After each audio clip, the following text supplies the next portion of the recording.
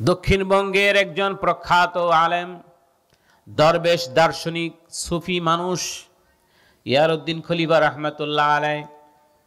নাম শুনে নাই বাংলাদেশে এরম লোকের সংখ্যা খুব কম আছে। দেখবেন প্রতিটা গাড়িতে, প্রতিটা জায়গায়, প্রতিটা লঞ্চে ছোট্ট ছোট্ট বাক্স রাখা আছে। আছে না হুজুর? আছে। ইয়ারউদ্দিন খলিফা রহমতুল্লাহ আলাই এত বড় একজন বুজুর্গ, যার মাজারটা ওই নদীটার নাম যেন কি, আরে ভুলে গেলাম। নতুন একটা ব্রিজ হয়েছে ওই নদীটার পাশেই, অর্থাৎ পায়রা নদী, পায়রা নদী। এই পায়রা নদীর পানিগুলো মাজারটার পাশ দিয়ে ঘেসে যায়। কত ঘর, কত বাড়ি মাটির সাথে বিলীন হয়ে গেল, কিন্তু ওই জায়গাটা ধ্বংস হয় না। সুবহানাল্লাহ বলেন। বন্ধুরে আমার, আল্লাহর ওলি ইয়ারউদ্দিন খলিফা রাহমাতুল্লাহ আলাইহি ওই নদীর পানি তার সাথে মুআনাকা করে, মুসাহাবা করে, কোলাকুলি করে। সুবহানাল্লাহ বলেন। কি আশ্চর্য, তিন দিক থেকে পানি ঘেসে চলে যাচ্ছে, কিন্তু একটা বিল্ডিং এর একটা ইটের কণা কি এক টুকরা মাটি ধুয়ে যায় না। ইয়ারউদ্দিন খলিফা রাহমাতুল্লাহ আলাইহি হঠাৎ একদিন ভাতিজা এসে সামনে দাঁড়ালেন, সালাম আনতে বললেন, চাচা আপনি যদি দোয়া করেন তাহলে আমি আল্লাহ নবীর দরবারে একটু হাজিরা দিতে চাই। সুবহানাল্লাহ বলেন। ভাতিজারে, কবে তুমি যাবে? চাচা আপনি দোয়া করুন, হয়তো ইমিডিয়েটলি যাওয়ার জন্য আমার ইচ্ছা আছে, আমি যাব। ভাতিজা, রহমতের নবীর সামনে গিয়ে যখন তুমি দাঁড়াবে, তোমার সালাম দেওয়ার সাথে সাথে আমার নামে আমার সালামটাও রহমতের নবীর দরবারে দিয়ে দিবে। ভাতিজারে, সব ভুলে গেলেও তুমি আমার এই কথাটি বলবে না। আমার সালামের জবাবটা, আমার সালামটাকে নবীর রওজার পাশে দাঁড়িয়ে দিবে। ভাতিজা চিরবিদায় নিয়ে চলে গেলেন। ফিরবেন কি ফিরবেন না? এখন মানুষ হজে যায় ঘন্টা ঘন্টা, 6 ঘন্টা, 7 ঘন্টা বা 8 ঘন্টা পরে মক্কা নগরী পৌঁছে যায়। তখন মানুষ 6 মাস অতিক্রম করে, জাহাজে করে, কষ্ট করে করে, পায়ে হেঁটে হেঁটে গিয়েছে। ঠিক কিনা বলেন? হঠাৎ করে একদিন আর এক ভাতিজাকে নিয়ে ইয়ারউদ্দিন খলিফা রহমতুল্লাহ আলাইহি বাস চাচ্ছিলেন, ছুটি বের করছিলেন। বাস চাটার পর এক পর্যায়ে একটা আওয়াজ ফিরে আসলো, ওয়া আলাইকা ওয়া আলাইহিমুস সালাম। বলেন না সুবহানাল্লাহ। ছোট্ট ভাতিজা চাচার দিকে তাকিয়ে বলে, চাচা আই কি আশ্চর্য হয়ে গেলাম, কেউ সালাম দিল না, কিন্তু সালামের জবাব পাওয়া গেল। ইয়ারউদ্দিন খলিফা রাহমাতুল্লাহ আলাইহি বলে, ভাতিজারে কি বলো তুমি? কাহা চাচা, আমি ডানে তাকাই, বামে তাকাই, সামনে তাকাই, পিছনে নজর করি, সালাম দেওয়ার পরিবর্তে জবাবটা আসলো। কে জবাব দিল? চাচা ডাক দিয়ে বলে, ভাতিজা তুমিও শুনতে পাইলে? কাহা চাচা, আমি শুনলাম। তোমার জন্য খুশনসিব, কেননা তোমার ভাই এখন রহমতের নবীর সামনে মদিনা মুনাওয়ারায় দাঁড়িয়ে আমার পক্ষে সালাম দিয়েছে।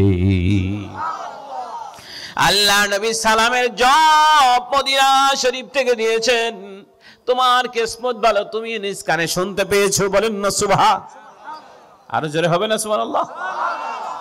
এই জন্য সালাম আপনি যেখান থেকে দেন না কেন, দেওয়ার মতো সালাম দিতে হবে। ইন্নাল্লাহা ওয়া মালাইকাতাহু ইউসাল্লুনা আলান নবী ইয়া আইয়ুহাল্লাযীনা আমানু আসহাবিন নবী সাল্লাল্লাহু আলাইহি সাল্লাম ওয়া সাল্লিমু তাসলিমান, আই তাকরীমান, তাশরীফান, তাওযীমান। আল্লাহু আকবার বলেন। সালাম দেওয়ার মতো সালাম দিবে, তাজিম সহকারে। রহমতের নবী সালামের জবাব না দিয়ে পারে না, শোনার মতো কান্না থাকার কারণে আপনি আমি শুনতে পাই না। ঠিক করে বলেন। বন্ধুনি আমার, রাসূলের মহব্বতে দুরূদ বেশি বেশি কেন পাঠ করতে হবে? আচ্ছা, একটা প্রশ্ন আপনাদেরকে, দুনিয়ায় বসে জান্নাত দেখার শখ কার আছে? সকলের আছে? হ্যাঁ, দুনিয়ায় বসে রাসূল সাল্লাল্লাহু আলাইহি ওয়াসাল্লাম বলছেন, দুনিয়ায় বসে জান্নাত দেখে এরপরে লোকটি মৃত্যুবরণ করবে। আল্লাহ নবী বলেন, মান সাল্লা আলাইয়া ইয়াওমিন আলফা মাররা লাম ইয়ামুত হাত্তা ইয়ারা মাকআদাহু মিনাল জান্নাহ। আল্লাহু আকবার বলেন। দৈনিক কোনো ব্যক্তি যদি আমার মহাব্বতে, আমার ইশকে, আমার ভালোবাসায় 1000 বার দুরূদ পাঠ করতে পারে, লাম ইয়ামুত হাত্তা ইয়ারা, অত সময় পর্যন্ত তার মৃত্যু হবে না যত সময় সে জান্নাত তার ঠিকানা না দেখতে পায়। বলেন না সুবহানাল্লাহ। 1000 বার দুরূদ শরীফ যদি কোনো ব্যক্তি পাঠ করতে পারে, 1000 বার দুরূদ শরীফ পাঠ করতে যদি সে ব্যক্তি পারে, কন্টিনিউ যদি করে, পড়তে থাকে, ওই ব্যক্তির মৃত্যুর আগে সে তার ঠিকানা জান্নাত দেখে তারপরে মরণ হবে। সুবহানাল্লাহ বলেন। এই জন্য বধূ রাসূলের মহব্বতে দুরূদ শরীফ পড়ার দরকার আছে কি নাই? কথা বলেন। গলা ছেড়ে পড়ুন, আল্লাহুম্মা সাল্লি আলা। মাইকটা তো ক্লিয়ার করতে পারছি না,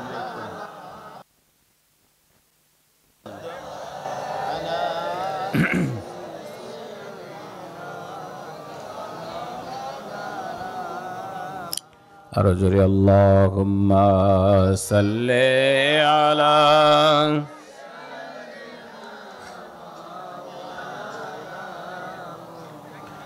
وعلى آل سيدنا شافعنا محمد আমিনা মায়ের কোলে চাঁদ হাসে রে, আমিনা মায়ের কোলে চাঁদ হাসে রে, যেন ষোড়শীর নীরে কোন ফুল ভাসে রে, দোলে শিশু দোলে আহাদ আহাদ বলে, লা শারিকা আল্লাহর সুর ভাসে রে, যেন ষোড়শীর নীরে কোন ফুল ভাসে রে, আমিনা মায়ের কোলে চাঁদ হাসে রে, আমিনা মায়ের কোলে চাঁদ হাসে রে, যেন ষোড়শীর নীরে কোন ফুল ভাসে রে।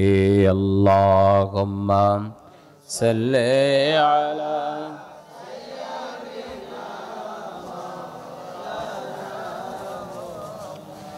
وعلى آل سيدنا شافعنا। আকাশের চাঁদ লাজি মুখ ঢাকা হয়, তারা দল খুঁজে বলে কই চাঁদ কই, বলে মারহাবা। আর একটু জোরে বলুন, আকাশের চাঁদ লাজি মুখ ঢাকা হয়, তারা দল খুঁজে বলে কই চাঁদ কই, এসেছে দিনের নবী মানব ধ্যানের ছবি, এসেছে দিনের নবী মানব ধ্যানের ছবি, কার ছবি আঁকা যেন আঁকি পাশে রে, যেন ষোড়শীর নীরে কোন ফুল ভাসে রে, আমিনা মায়ের কোলে চাঁদ হাসে রে, আমিনা মায়ের কোলে চাঁদ হাসে রে, যেন ষোড়শীর নীরে কোন ফুল ভাসে রে। আল্লাহুম্মা সাল্লি আলা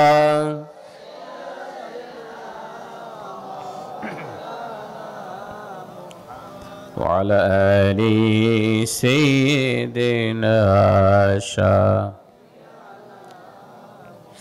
মায়ের কোমল বুকে স্নেহ তালায়, প্রতিহারা আঁখি দুটি ফিরে ফিরে চায়, বলে মারহাবা। আর জোরে বলুন, মায়ের কোমল বুকে স্নেহ তালায়, প্রতিহারা আঁখি দুটি ফিরে ফিরে চায়, এসেছে দিনের নবী মানব ধ্যানের ছবি, এসেছে দিনের নবী মানব ধ্যানের ছবি, প্রতিহারা চেয়ে থাকে কোন আসরে, যেন ষোড়শীর নীরে কোন ফুল ভাসে রে, আমিনা মায়ের কোলে চাঁদ হাসে রে, আমিনা মায়ের কোলে চাঁদ হাসে রে, যেন ষোড়শীর নীরে কোন ফুল ভাসে রে। আল্লাহুম্মা সাল্লি আলা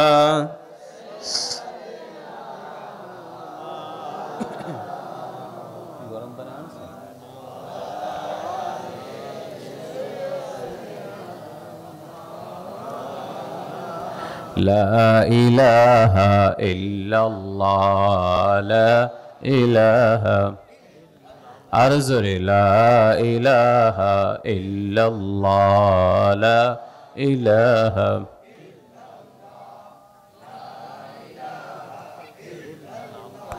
আসমানের মালিক যেই আল্লাহ, জমিনের মালিক সেই আল্লাহ, ঠিক কিনা?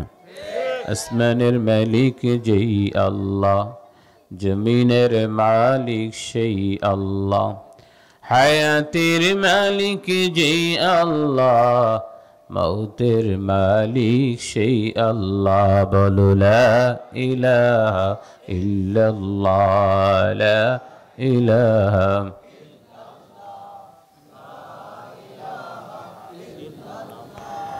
حسبي ربي جل الله حسبي ربي جل الله ما في قلبي غير الله نور محمد صلى الله نور محمد صلى الله لا إله إلا الله لا إله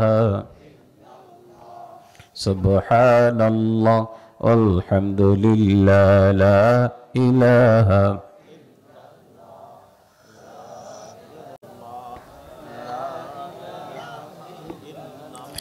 لا إله إلا الله لا إله إلا الله لا إله إلا الله لا إله إلا الله سبحان الله الحمد لله لا إله لا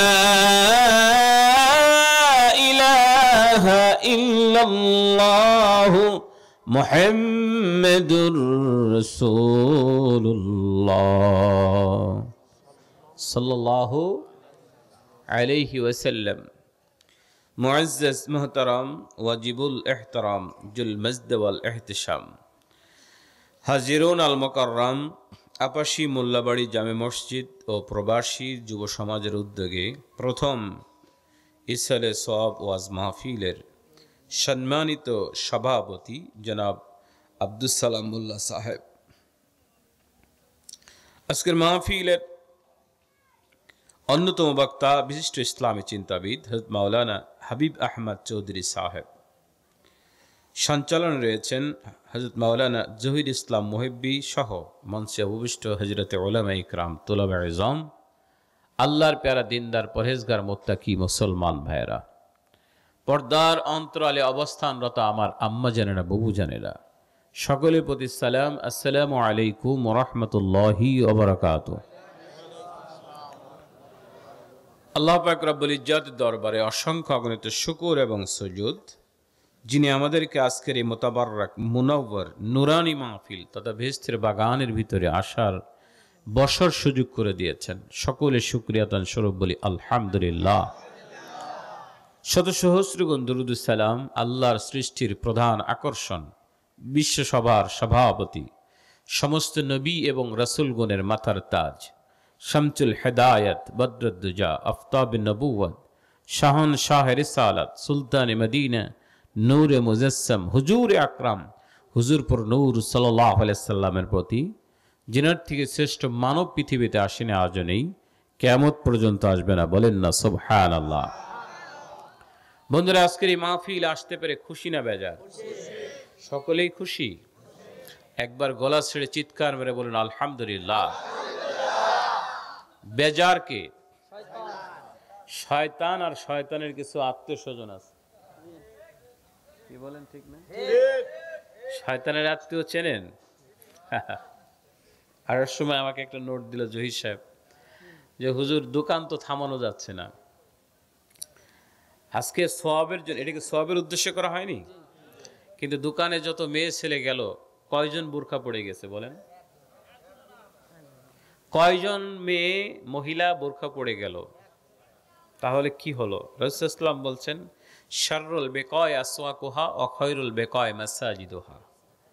সবচেয়ে উত্তম স্থান হচ্ছে কোনটা? মসজিদ। আর সবচেয়ে নিকৃষ্ট জায়গা বাজার। কিন্তু মানুষের ভিড় কোথায়? বাজারে। মসজিদে নামাজে যখন পড়লাম 2 ওয়াক্ত মাগরিব এবং ইশা, কাতার হয়তো সর্বোচ্চ গেলে 1.5 কাতার অথবা 2 কাতার মনে হয় নাই, কিন্তু বাজারে কাতারে কাতারে। মাসি তো পড়ে ওই জায়গায়, কে বলেন ঠিক না? সাহাবা আজমাইন রাদিয়াল্লাহু তাআলা আলাইহিমদের আমল আর আমাদের আমলের ভিতরে পার্থক্য এখানেই। একজন ব্যক্তি বাড়িতে গিয়ে দরজার পাশে দাঁড়িয়ে বলছেন, আব্দুল করিম সাহেব আছেন? সাহাবীর ভিতর থেকে বাচ্চার আওয়াজ বের হয়েছে, আব্বাজান বাড়িতে নেই। কোথায়? তিনি মসজিদে গিয়েছেন। কোন জায়গায়? মসজিদে গিয়েছেন। আসবে কখন বলতে পারছি না, কখন সে ফিরে আসবে। সুবহানাল্লাহ বলেন। কিছু সময় পরে আবার ডাক দিয়েছেন, আব্দুল করিম সাহেব বাড়িতে আছেন? নেই। কোথায়? বাজারে গিয়েছেন। কখন আসবে এই গেল আর আসবে, সুবহানাল্লাহ বলেন। আর আপনি আমি আব্দুল সবুর আছে, কয় নাই কোথায় মসজিদে, কারে মেয়ে গেল আসলো, বসো তো, কি বলেন ঠিক না? আর বাজার, কয় না সিনেমা মনে হয় একটা বাদ দিবে না, রাত 12টাও বাজতে পারে 13টাও বাজতে পারে, কি? তাহলে আপনি আর আমি কোথায়, সাহাবি কোথায় আর আমরা কোথায়? অথচ আপনি মুসলমান দাবি করছেন, সাহাবিদের অনুসরণ আমরা করি। এখানেই তো মুসিবত। জহরাল ফাসাদু ফিল বাররি ওয়াল বাহরি বিমা কাসাবাত আইদিন নাস। জলে স্থলে যে মুসিবতগুলো দেখি, দৌড়ে আসি ইমাম সাহেব হুজুর দোয়া করেন, মুসিবত কি? জমিতে যে ধানগুলো বুনাইলাম সব তো ছাপা হয়ে গেল, কলইগুলো যা বেসন ছিল বুনে আসলাম, কোন রকম গজালো, হঠাৎ করে এক পশলা বৃষ্টি, সারা একটা বছরের আশা সব শেষ হয়ে গেছে। হুজুর আল্লাহ কি খালি আমাকেই দেখলো, কি বলে না? আচ্ছা, আল্লাহর কি এমন কি ঠেকলো যে আল্লাহ আপনাকে খালি কষ্ট দিবে? আল্লাহ কি কষ্ট দেওয়ার জন্য পাঠিয়েছেন? আল্লাহ কি বলছেন? ওয়ামা খালাকতুল জিন্না ওয়াল ইনসা ইল্লা লিয়াবুদুন। আল্লাহু আকবার বলেন। তাফসীরের ভিতরে এসেছে ইল্লা লিয়াবুদুন, আই লিয়ারিফুন। বান্দা আমি জিন এবং ইনসান, মানুষ এবং জিনকে প্রেরণ করেছি আমার ইবাদত বন্দিগি করার জন্য। বলেন না সুবহানাল্লাহ। मैंने करदम खलकेता सूदे कुनम बलकेता बर बंदेगा जूदे कुनम। मैंने करदम खलकेता सूदे कुनम बलकेता बर बंदेगा जूदे कुनम। আল্লাহু আকবার বলেন। तमाम পৃথিবীর সমস্ত মুফাসসিরিন ইকরাম একমত হলেন, এক জায়গায় এসে তারা একমত হয়ে বললেন লিয়াবুদুন, নয় লিয়ারিফুন। বান্দাকে চেনার জন্য পরওয়ারদিগার দু আলম আল্লাহ বান্দাকে পাঠিয়েছি। বলেন না সুবহানাল্লাহ। আল্লাহ নবী একবার ময়দান দিয়ে যাচ্ছিলেন, একটি উটের উপরে হুজুরের পিছনে হযরতে মুআয ইবনে জাবাল রাদিয়াল্লাহু তাআলা আনহু অবস্থান করলেন। আল্লাহ নবী কিছুদূর যাওয়ার পরে একত্রে একটা উটের উপরে আছে। মুআয ইবনে জাবালকে ডাক দিয়ে বলে, মুআয তুমি কি বলতে পারো? ইয়া রাসূলুল্লাহ বলুন, তুমি কি বলতে পারো আল্লাহর হক আর বান্দার হক কোনটি? আল্লাহু আকবার বলেন। মুআয ইবনে জাবাল রাদিয়াল্লাহু তাআলা আনহু আল্লাহর নবীকে বলেন, বি আবি আনতা মিন ইয়া রাসূলুল্লাহ আল্লাহু ওয়া রাসূলু আ'লাম। আল্লাহু আকবার বলুন। ইয়া রাসূলুল্লাহ, ইয়া হাবিবাল্লাহ, এই বিষয়টি বি আবি আনতা মিন, আমার পিতামাতা আপনার কদমে উৎসর্গ হোক নবী, এই বিষয় একমাত্র আল্লাহ এবং আল্লাহ রাসূল ভালো জানে। মাজরে শুনে রাখো, বান্দার হক হচ্ছে বান্দা কখনো আল্লাহ তাকে জাহান্নামে দিবে না। বান্দাকে কখনো আল্লাহ, বান্দার হকই হচ্ছে আল্লাহ কখনো বান্দাকে জাহান্নামে দিবে না। আর আল্লাহর হক হলো বান্দা আল্লাহর সাথে কোনোদিন শিরক স্থাপন করবে না। তাহলে আপনাকে জাহান্নামে দিয়ে আমার আল্লাহর কোনো লাভ নাই। আপনি খোঁজ করে দেখুন, জান্নাত হিসাব করলে 8টা, জাহান্নাম 60টা, ঠিক না? আল্লাহ ইচ্ছে করলে পরে 8টা করতে পারতেন, অথবা 60টা করতে পারতেন, কিন্তু আল্লাহ একটা বেশি রেখেছেন, কারণ রহমতের দরিয়াটা অনেক উপরে। সুবহানাল্লাহ কোন। কেননা বান্দা গুনাহ করবে আমার আল্লাহ জানেন, গুনাহ না করলে বান্দাকে আল্লাহ পাঠাতেন না। বান্দা কাঁদবে, কথা আল্লাহ আগেই জানেন, যার কারণে বলছেন উদউনি আস্তাজিব লাকুম, বান্দারে আমার কাছে চাও, আমি আল্লাহ দেওয়ার জন্য প্রস্তুত আছি। এই জন্য বন্ধুরে, পৃথিবীতে পাঠিয়ে আল্লাহ আপনাকে শাস্তি দেওয়ার জন্য দেননি। কোরআন খুলে দেখেন, আল্লাহ বলেন লা ইউকাল্লিফুল্লাহু নাফসান ইল্লা উসাহা, আমি বান্দাকে কোনো জিনিস চাপায় দেই নেই, যে বান্দা যত রূপ নিতে পারবে তার থেকে তাকে চাপিয়ে দেইনি। 1 বস্তা পারবে তাকে 2 বস্তা চাপিয়ে দেইনি। আল্লাহু আকবার বলেন। কিন্তু আপনি যদি নিজে চাপে নিতে চান তাহলে কি হবে বলুন? আচ্ছা, চুরি করলে তার আইন হচ্ছে, ইসলাম বলে হাত কেটে দিবে। কি করবে? আচ্ছা, হাত কেটে দিবে কার জন্য? যে চুরি করছে তার জন্য, ঠিক না? তার জন্য কষ্ট হাত কাটা। যিনি চুরি করেন না তার জন্য কোনো কষ্ট আছে? কথা বলে না, আছে? জিনা করছে, জিনার জন্য বুকবন্দি গেড়ে সারখার করে দাও, তছনছ করে ফেলো, একে ধ্বংস করে দাও। আচ্ছা, যিনি করেন না তার জন্য কি কষ্ট আছে? তাহলে আপনি নিজে যদি বোঝা 1 বস্তা নিতে পারেন, 2টা কাঁধে নেন, তাহলে আল্লাহকে দোষ দিয়ে লাভ কি? কি বলেন, ঠিক না? এই জন্য আমার আল্লাহ বলছেন আইলিয়াবুদুন আইলিয়ারিফুন, বান্দা তুমি আমাকে চেনো আমি কে, কারণ আমার একটা নাম হচ্ছে রহমান। কি নাম? একটু জোরে বলেন তো, কি নাম? আর রহমান আল্লামাল কুরআন খালাকাল ইনসান আল্লামাহুল বায়ান। الرحمن علم القرآن خلق الإنسان علمه البيان الشمس والقمر بحسبان والنجم والشجر يسجدان। আমার আল্লাহ বললেন আমার একটা নাম হচ্ছে রহমান। কি নাম? আপনি তাফসীরে কাশফ খুলে দেখুন, আল্লামা জামশরী রাহমাতুল্লাহ আলাইহি রহমানের ব্যাখ্যা করে বলছেন এটা ব্যাপক। বান্দা আল্লাহকে ডাকলেও খাওয়ান, না ডাকলেও খাওয়ান। সুবহানাল্লাহ কোন ঠিক না? পৃথিবীতে 850 কোটি মানুষ বসবাস করে বর্তমান হিসাব অনুযায়ী, 850 কোটি, অর্থাৎ 775 কোটি প্লাস। তার ভিতরে 450 কোটি হচ্ছে মুসলমান, আর বাকিগুলোর কি হবে? বৌদ্ধ, খ্রিস্টান, শিখ, এই জাতীয় বিভিন্ন জাতি। আচ্ছা বলুন তো, সংখ্যার দিক থেকে দেখবেন তারা বেশি, কি বলেন, ঠিক না? কিন্তু আল্লাহ কি কোনোদিন না খায় রাখছে? মাদারীপুরে পুরান বাজার খোঁজ করে আসেন, দেখবেন বড় বড় দোকান সব হিন্দুদের। কি এই যে এখানে যে জায়গায় পাশে যেখানে যান রাজোর দেখেন বড় বড় কোল্ড স্টোর তাদের। একটা ব্যক্তি, একটা হিন্দু কোনোদিন না খেয়ে আছে এরকম খুঁজে পাওয়া যায়নি। কিন্তু সে আল্লাহকে ডাকে না, ডাকে, বরং সে মাঝে মাঝে রিস হয় যে আমরা আল্লাহকে ডাকি, অথচ আল্লাহ আমাদের কষ্ট দিয়ে তাদেরকে এত আরামের এক ছায়া এসে রাখছে। এরপরে তারা রাস্তায় দাঁড়ায় নালিশ করে বড় ভাইদের কাছে যে আমাদের জুলুম করে। কি বলেন, ঠিক না? বড় ভাইরা অস্থির, শুনুক আর না শুনুক, করছে আর না করছে, শুরু করে দিয়েছে চিল্লাচিল্লি ফালাফালি, বাংলাদেশকে মাটির সাথে মিশিয়ে দিবে। ঠিক কিনা বলুন? কিছুই জানে না। আমাদের দেশের মানুষের সম্প্রীতি, ভালোবাসা, হিন্দু মুসলিম কোনো ভেদাভেদ নেই, পাশাপাশি বসবাস করছে। আপনি গিয়ে দেখুন সেই জয়পুর হাটে একই জায়গায়, এখানে মন্দির এখানে মসজিদ, এখানে মন্দির সে কাশি বাজাচ্ছে, সেখানে উলুধ্বনি দিচ্ছে, এখানে আজান হচ্ছে, নামাজ হচ্ছে, কোনো টু শব্দ নাই। আর ভারতে হিন্দুরা এখন মন্দির খুঁজতেছে, কথা কয় না, মসজিদগুলো ভেঙে তার নিচে মন্দির খুঁজছে।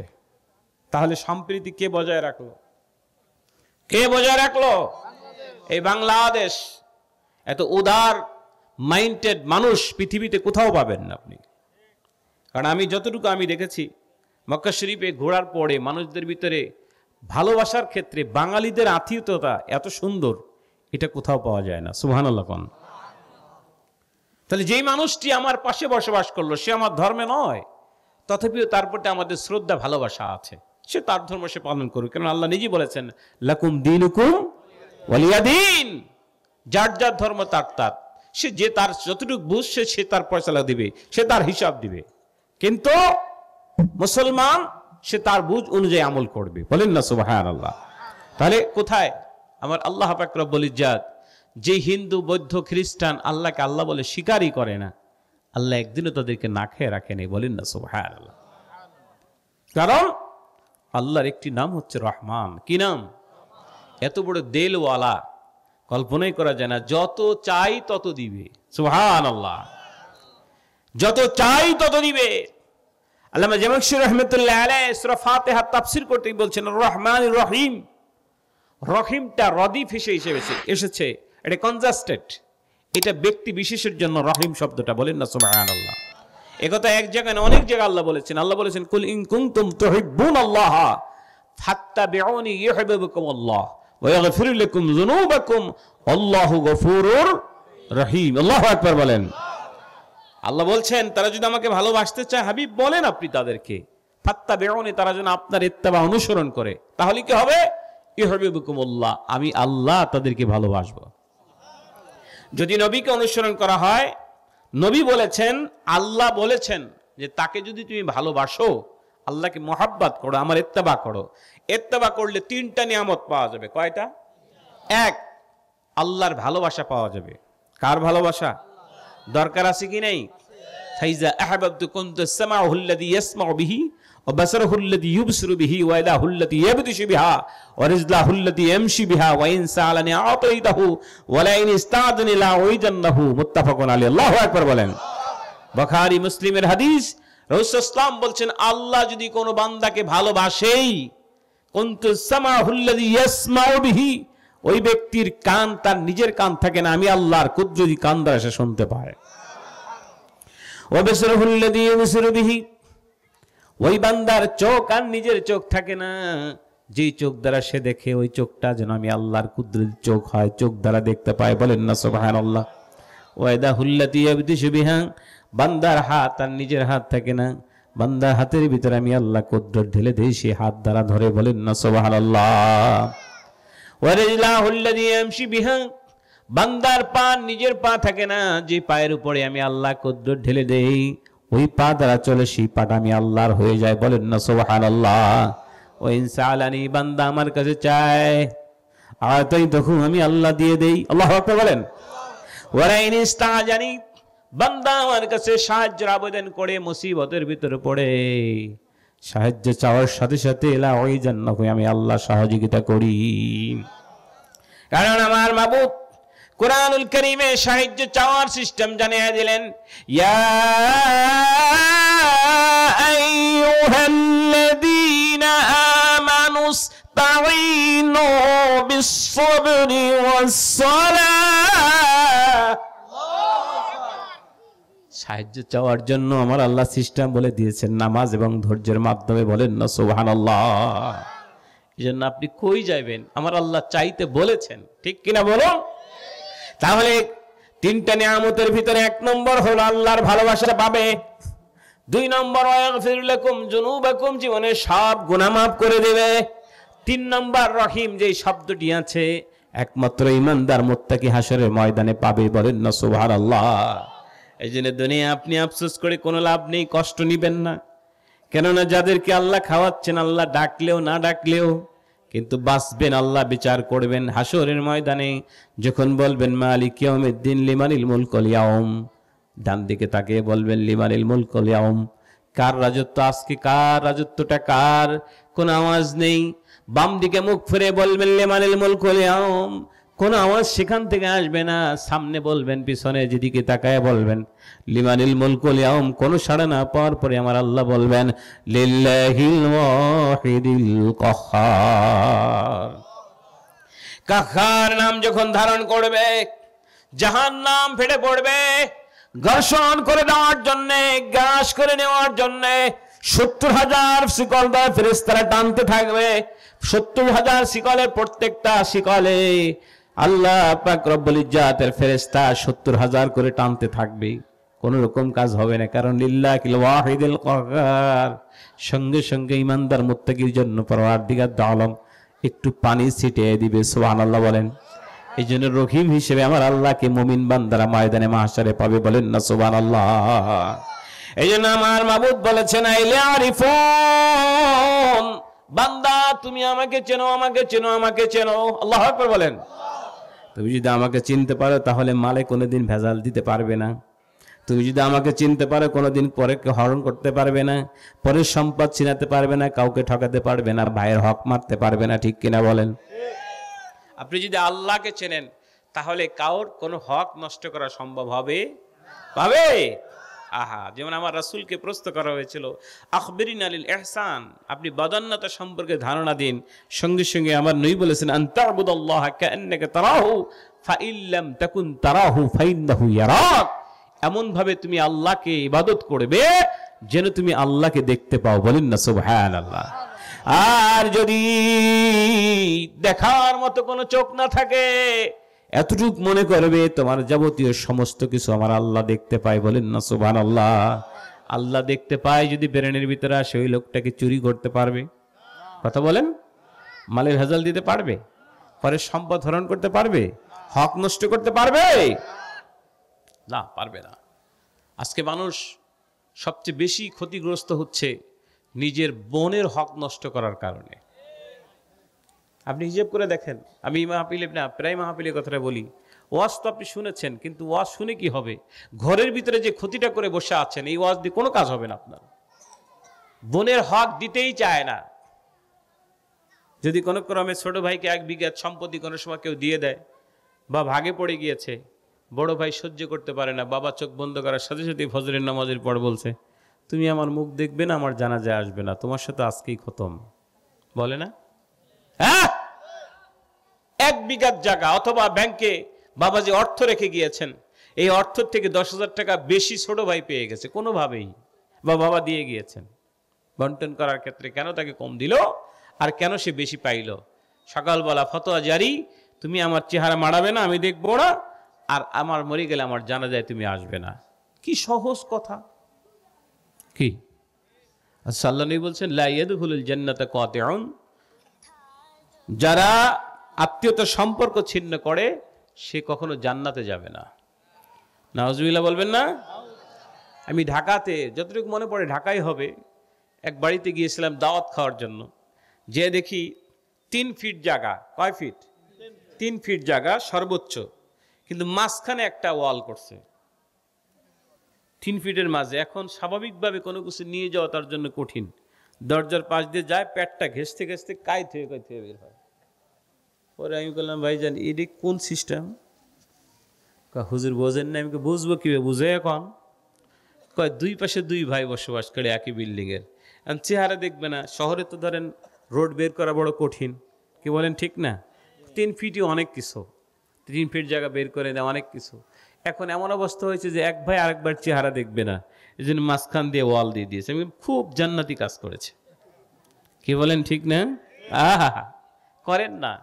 আয়েশা রাদিয়াল্লাহু তাআলা আনহা قالت قال رسول الله صلى الله عليه وسلم الرحم معلقة بالعرش تقول ما وصلني وصله الله ومن قطعني قطعه الله رواه البخاري। আল্লাহু আকবার বলেন।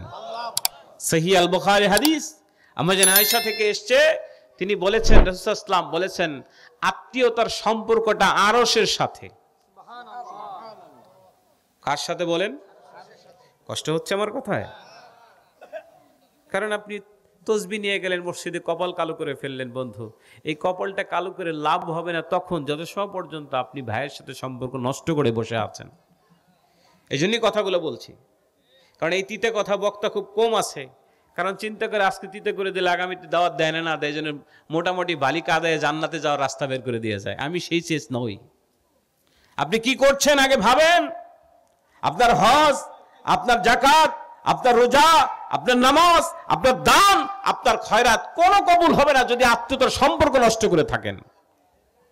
সহজ হিসাব। কিসের ওয়াজ শুনবেন মিয়া সাহেব? যে ওয়াজগুলো আপনাকে কাজ না দিবে সে ওয়াজ শুনে আপনার কি লাভ হবে?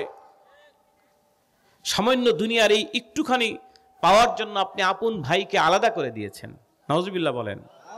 আমার রাসূল কি বলেছেন? আর রাহমু মুআল্লাকাতুম বিল আরশ। আত্মীয়তা রেহেম কেন বলা হয় জানেন? মায়ের পেটকে রেহম বলা হয়। সুবহানাল্লাহ বলেন। আর এটা এই কারণেই বলা হয় যে ওইখান থেকেই, এক মায়ের পেট থেকে একের অধিক সন্তান বের হয়, কি বলেন ঠিক না? ছেলে হয়, মেয়ে হয়। আর এর থেকে সম্পর্ক আর কোথাও হতে পারে যে একই পেট থেকে, একই স্থান থেকে তারা এক এক করে দুনিয়া আসতে থাকে। এই জন্যই মার পেটকে রহিম বলা হয়। বলেন না সুবহানাল্লাহ। আত্মীয়তা বলা হয় মায়ের পেট থেকে বের হওয়ার পরে 2 ভাই যে সম্পর্ক, একই আত্মীয় বলে। বলেন না সুবহানাল্লাহ। যদিও আত্মীয়র অনেক কিসম রয়েছে, কিন্তু সবচেয়ে যেটা কঠিন জটিল আত্মীয় সেটা হচ্ছে আপন মায়ের পেট থেকে ভাই বা বোন। বলেন না সুবহানাল্লাহ। আল্লাহ নবী বলেন, আর রাহমু মুআল্লাকাতুম বিল আরশ। আত্মীয়তার সম্পর্ক আরশের সাথে। তাকুলু, এই তাকুলুর ফাইল হচ্ছে আরশ। আরশ এখন বলেন, মা ওয়াসালানি ওয়াসালাহুল্লাহ। কেউ যদি আমার সাথে সম্পর্ক ধরে রাখে সেজন্য আল্লাহর সাথে সম্পর্ক ধরে রাখলো। সুবহানাল্লাহ বলেন। ওয়া মান কাতানি কাতাহুল্লাহ। কেউ যদি আমার সাথে সম্পর্ক ছিন্ন করে সেজন্য আল্লাহর সাথে সম্পর্ক ছিন্ন করে দেয়। এই জন্য হুজুর আপনি দোয়া করেন, অভাব যায় না, অনটন যায় না। হুজুর তো মুসিবতের বেতন আসি, কামাই তো কম করি না, ডানে খরচ হয় বামে খরচ হয়, সারাদিন হিসেব করে 0 টাকা নিয়ে বাড়ি আসতে হয়। কারণ হলো আপনি তো আপনার রিজিকটাকে আগেই নষ্ট করে দিয়েছেন। মান আহাব্বা আইয়াবসুতালাহু রিজকি ওয়া ইনসাউ ফি আসারি, আল্লাহু আকবার বলেন। আল্লাহর নবী বলেন কোন ব্যক্তি যদি ভালোবাসে তার হায়াত এবং রিজিক বেড়ে যাক, আল্লাহু আকবার বলেন। কোন ব্যক্তি যদি মহাব্বত করে প্যার করে তার হায়াত বাড়ুক এবং রিজিক কোসাদা হোক বড় হোক, সেজন্য তার আত্মীয়তার সম্পর্ক ধরে রাখে, সুবহানাল্লাহ কোন। কিন্তু আমাদের সমাজে আত্মীয়তার সম্পর্কটা হচ্ছে বিনিময়। কি? ও দিলে আমি দেই, ও খবর নিলে আমি নেই। মিলে দেখবেন, এটা আমার ক্ষেত্রেও হয়। ও খোঁজ নেয় না, দূর পড়ে আসি, ও তার খোঁজ না, আমি নিয়ে লাভ কি, এই চিন্তা করি। ছোট ভাই যদি সপ্তাহের ভিতরে 2 দিন পরে রিং দেয়, কি বাড়ি খোঁজই নিল না একেবারে, আচ্ছা আমি তো রিং দেইনি, কথা কয় না, আমি তো খোঁজ নিলাম না আমার ভাইটা কেমন আছে। বিনিময় কি করে জানেন? কোরবানির সময় আসলে গরুর যদি একটা রান দিয়ে আসে, ও চিন্তা করে ও যখন রান দিল সামনেরটা আমি পিছনেরটা না দিলে কেমন দেখায়। মিলাই দেখবেন, এগুলো সব মিলাবেন। এটা আমার অনেক চিন্তা গবেষণার কথা এগুলো, যে আজকে বিনিময় ছাড়া আত্মীয়তা নেই। আপনি দিলে পাবেন, না দিলে পাবেন না। সমস্ত ডিপার্টমেন্টে একই অবস্থা। আপনি না করলে আপনাকে কেউ, আপনি চেয়ার যদি কাউকে না দেন সে আপনাকে দিবে না। আপনি সম্মান না করলে সে আপনাকে সম্মান করবে না। কি বলেন, ঠিক না? কোথায় আছি আমরা, কোন জগতে আছি? ভালোবাসাটা কোথায় চলে গিয়েছে? অথচ একটা সময় আমাদের শৈশবে আমরা দেখেছি, ছোট্টবেলায় আমাদের কথা, এই যে আমার ভাই বেরাদের এখানে আছে বসা, ছোট্টবেলায় আমাদের ছোট্টবেলায় দেখেছি কোনো ব্যক্তি যদি অসুস্থ হয়, অসুস্থ হলে দেখতাম পড়শি মানুষগুলো খোঁজ করতে আসতো, ভাই কেমন আছেন, ঠিক না? অথচ দেখবেন খালি হাতে কোনোদিন আসে নাই, কিছু না কিছু নিয়ে আসছে। আর এখন মা আইসিইউতে আছে, বারবার রিং করে ডাক্তারকে জিজ্ঞাসা করে অফিসের টাইম চলে যাচ্ছে, বলুন মা কোন হালাতে, বেঁচে না মরে গেছে, তাড়াতাড়ি কোন। কি ঠিক কিনা? এর বাস্তব প্রমাণ আমার নিজ চোখে দেখা। কোন ব্যক্তি আমাকে শোনায় নাই বা বলছে এরকম না। আমি সাতক্ষীরার নলতায় মাহফিল হলো আমার, নলতা অত মুন্সিগঞ্জ হবে যতটুকু মনে পড়ে, 2007 সালের কথা বলছি। নলতা চালতাবাড়িয়া মোড় যতটুকু মনে পড়ে, অথবা মুন্সিগঞ্জ থানার ভিতরে একটা বিল আছে, দ্বীপ আছে, সেখানে মাহফিল। যাচ্ছি গাড়িতে, যাওয়ার সময় আমার পাশে বসে এক লোক, কত সময় পর পর, কে বুড়ে বাইচে আছে না, মিথ্যা কথা বলিস না বল, বুড়ে কি বেঁচে আছে? কয়েক মিনিট পর পরে সে রিংদারি কথা বলে। মিজাজটা করে বলতেছি, কিরে পাশে বসে কয়েক মিনিট পর পর হেলো করে। পরে ধৈর্য ধরতে ধরতে এক সহ্য না হওয়ার পরে, আপনার নাভারণ পার হয়ে যাওয়ার পরে তখন জিজ্ঞেস করছি, ভাই মনে কষ্ট নিয়েন না, একটা কথা বলি, আপনি কয়েক মিনিট পর পর বলতেছেন যে বুড়ে কি মরে গেছে না বেঁচে আছে, বুড়াটা কি? বুড়া কে? হুজুর বুঝলেন না? আমি বুঝবো কিভাবে, আপনি তো কানতেই তবজ ধরাই দিয়েছেন মিয়া, বলেন বুড়া কে? হুজুর আমার আব্বা। আমি আস্তাগফিরুল্লাহ, আস্তাগফিরুল্লাহ বলবেন না, জোরে বলেন।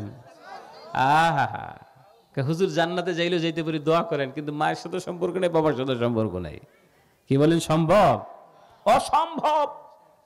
সে মারা গেছে কিনা এই কথা বারবার জিজ্ঞাসা করছে, অথচ এইটা বলে না যে ভাই একটু বাঁচায় রাখেন, আমি এসে বাবার জন্য 1 গ্লাস পানি দিতে পারি, এই কথা বলে না। তাহলে কোথায় চলে গেল? আত্মীয় তো পরের সাবটার বাপ। আপন বাবার মৃত্যুর সংবাদ সে অতিষ্ঠে বারবার বলছে যে মিথ্যা বলিস, সত্যি মরে গেছে কিনা সেটা বল। তাহলে কোথায় আছেন আপনি? ছোট্টবেলায় দেখেছি মানুষ অসুস্থ হয়ে গেলে দলে দলে কাতারে কাতারে মানুষ পাশে এসে দাঁড়িয়েছে, সে কেমন আছেন ভাই, কেমন আছি, কি সুন্দর কথা বললেন। কিন্তু এখন খোঁজ খবরই নেয় না, ভুলেও তাকায় না। মুসিবত আসবে না কেন? এই করোনার মতো মহামারী কেন আসবে না? তারপরে এডিস মশা, ডেঙ্গু জ্বর কেন হবে না? এগুলো তো এই কারণেই হয়। কি বলেন, ঠিক না? এই জন্য ইসলাম বলছেন বিনিময়, এখন চলে বিনিময়। আপনি যদি খোঁজ নেন ভাই কেমন আছে, ভাই আপনার খোঁজ নিবে, না নিলে আপনার দিকে তাকাবেই না।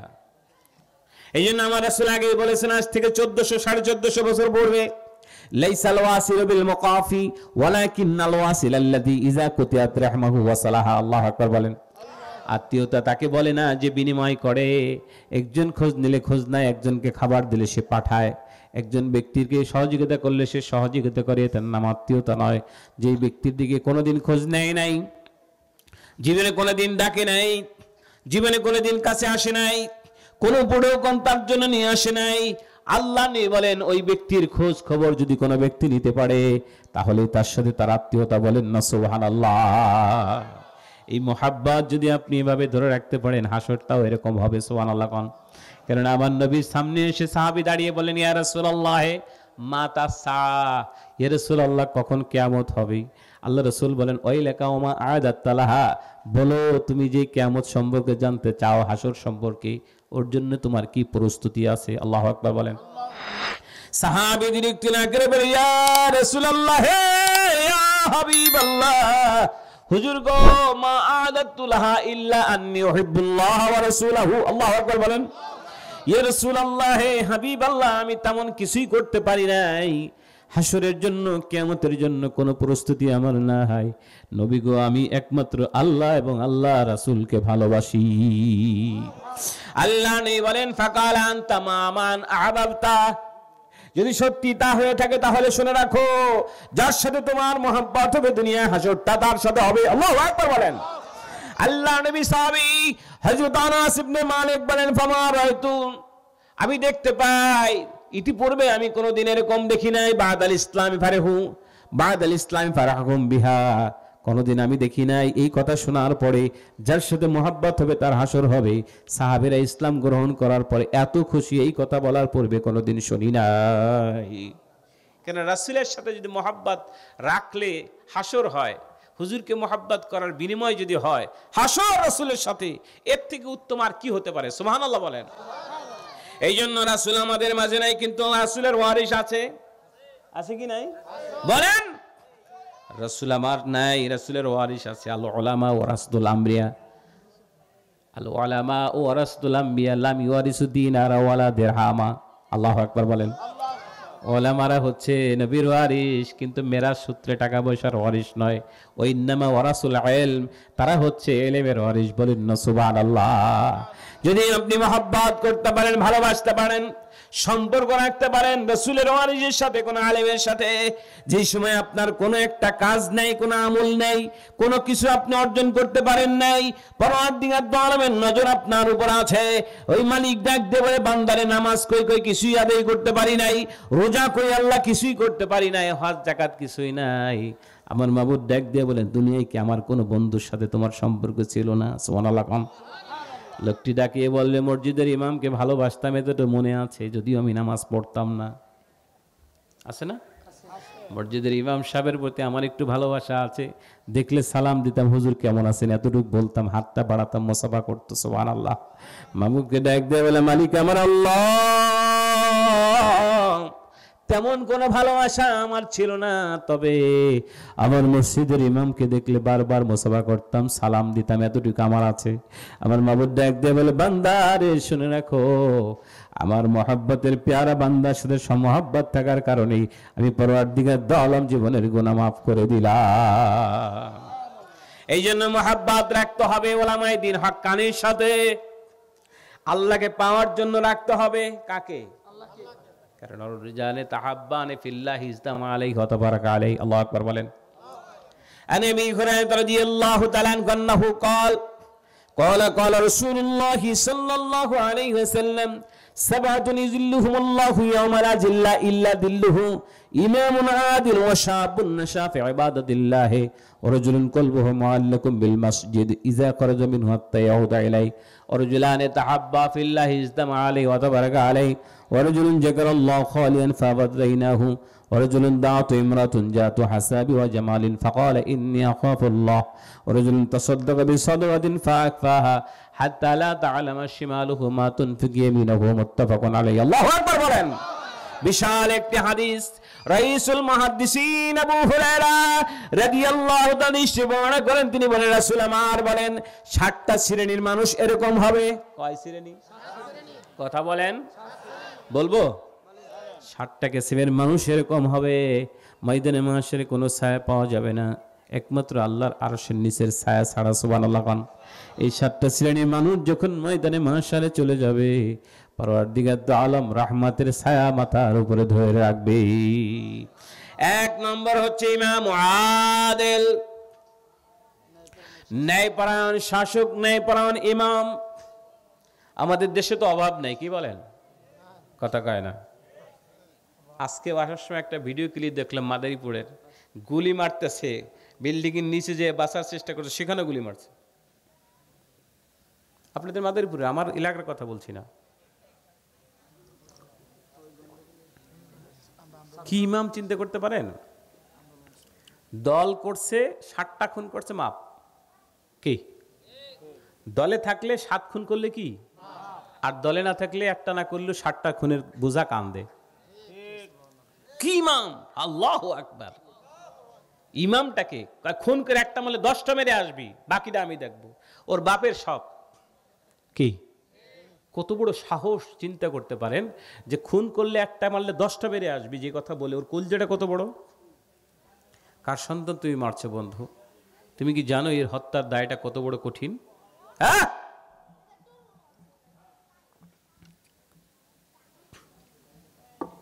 আপনাদের মনে আছে কিনা জানি না, কিন্তু আমার মনে আছে। সম্ভবত 7 সালে অথবা 9 সালে আমি বাংলাদেশ পত্রিকা প্রতিদিনে একটা ফিচার দেখেছিলাম কুমিল্লা লাকসামের একটা মেয়ে। আমি প্রায় মাহফিলের সতর্কতার জন্য বলি, একটা মেয়ে, ভ্যান চালকের মেয়ে ধর্ষিতা হয়েছে, ধর্ষণ করা হয়েছে। মেয়েটাকে কে করেছে? এলাকার মেম্বারের ছেলে বা চেয়ারম্যানের ছেলে। চিন্তা করলো সর্বনাশ, তো বাঁচাইতে হবে, কি বলেন ঠিক না? কারণ মেম্বারের পক্ষে থাকার দরকার। সে 60টা খুন করলেও মাপ।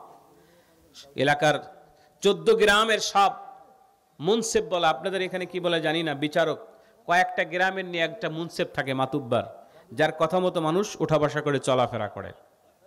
তার সাথে কয়েকজন চেয়ারম্যান থাকে বা এই জাতীয় মাতুব্বার থাকে।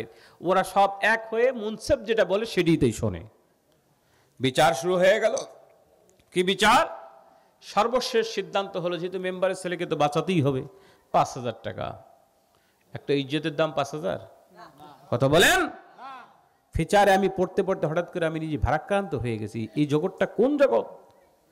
5,000 টাকা মেয়েকে দেওয়ার জন্য সিদ্ধান্ত, রায় হয়ে গেল। ব্যাস, গরিব মানুষ কি করবে? চোখের পানি মুছতে মুছতে বাড়ি গেছে। রাত্রে মঞ্চে 5,000 টাকা নিয়ে যাওয়ার পথে এখানে এক ভাগ ওখানে আর এক ভাগ দিয়ে মেয়ের হাতে মাত্র 500 টাকা গুঁজে দিয়েছে। কয় টাকা বন্টন হয়েছে? কত? 4,500। মেয়েটার হাত ধরে বলছে, মা বুঝিসই তো সমাজটার অবস্থা এই, আমার তো মনে চাচ্ছিল 5,000 দিতে, কিন্তু যেগুলো আছে আমার পাশে এগুলো না দিয়ে তো পারলাম না। বাংলাদেশ প্রতিদিনে পেয়েছি। তাহলে বোঝা গেল যে এমন ইমাম যে দেশে আছে সে দেশে টিকা মুশকিল। কি বলেন ঠিক না? এমন ইমাম যে দেশে থাকবে ওই দেশের জন্য ভালো কিছু আশা করা যায় না। আমি কুমিল্লা দেবিদ্দার লাকসামে ডাকাতিয়া নদীর পাশে একটা মাহফিল হলো আমার, অনেক আগে, ছাত্র লাইফের শেষের দিকে। বলে ফেললাম যে মুরব্বী, কত কাকতালি ভাবে দাঁড়ায় বলছে, মুরব্বী এলাকার ভিতরে কি শগুন আছে? শগুন? এখন বলছে, একজন মুরব্বী দাঁড়াইছে, প্রায় 95 হবে বয়স, লাঠি বর্দে কাঁপতেছে মাঝখানে, হুজুর নাই। আমি কি বলেন তো শগুন নাই কেন? শগুনটা নাই কেন বলেন? এই মুরব্বী কা, হুজুর কিতাব কলমে আছে কিনা জানি না, আমি আমার দাদার মুখ থেকে শুনছি। তার বয়স যদি 95 হয়তো, দাদা তাহলে অনেক বড় না? তার মুখ থেকে শুনেছি যে দেশে বিচার নাই সে দেশে শকুন থাকে না। নেই বিচার না থাকার কারণে শকুন নাই। আমি আমার ছোট্টবেলায় যখন ভাত খাইতাম না, দাদি আমাকে ভয় দিত, এই ওই যে ডাকতেছে রাস্তা গাছে, দেখছিস কি, ধরে নিয়ে যাবে। এ ভয়ে খাইতাম, কি করব?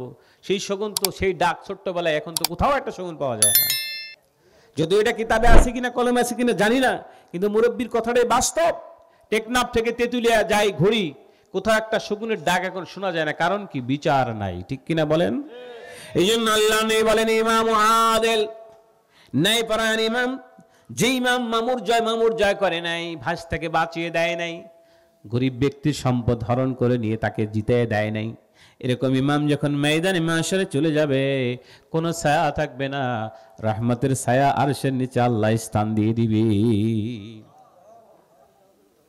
এমন বিচারক রহমতের নবীর সামনে বিচার হয়ে গেল। কুরাইশি একজন মহিলা চুরির দায়ে দণ্ডিতা হলেন। আল্লাহ নবীর দরবারে পৌঁছে গেল, মহিলা চুরির দায়ে দণ্ডিতা হয়েছে। তামাম কুরাইশ বংশ, পৃথিবীর সবচেয়ে শ্রেষ্ঠ, মুসলিম শরীফের হাদিস পড়ে দেখবেন, পৃথিবীর সবচেয়ে শ্রেষ্ঠ বংশ হচ্ছে কুরাইশ। আল্লাহু আকবার বলেন। এই কুরাইশ বংশের মেয়ে যদি চুরির দায়ে দণ্ডিতা হওয়ার কারণে হাত কাটা হয়, এই কালিমা লেপন সমস্ত মানুষের উপরে পড়বে। বড় বড় সাহাবীরা থরথর করে কাঁপতেছিলেন, কিভাবে আপিল নিয়ে যাবে নবীর দরবারে, নবীর সামনে গিয়ে কি করে উপস্থাপন করবেন। হযরত রহমতের নবীর সামনে বলতে গেলে আল্লাহর নবীর রাগানি খেতে হবে। সাহাবীরা মনে মনে ভাবলেন, আমার রাসূল সবচেয়ে যাকে বেশি ভালোবাসে তাদের কাছে গিয়ে দেখি তাদেরকে উপস্থাপন করলে মাপ পাওয়া যায় কিনা। বলেন না সুবহানাল্লাহ। আল্লাহ নবী সবচেয়ে ভালোবাসা ছিল দুই ব্যক্তির। কয় ব্যক্তির? একজন হচ্ছে ইমাম হাসান আর একজন হচ্ছে হুসাইন। আল্লাহ নবী বলেন, আমার ভালোবাসার অর্ধেক হচ্ছে আমার হাসান, আর এক ভালোবাসার অর্ধেক হুসাইন। সুবহানাল্লাহ।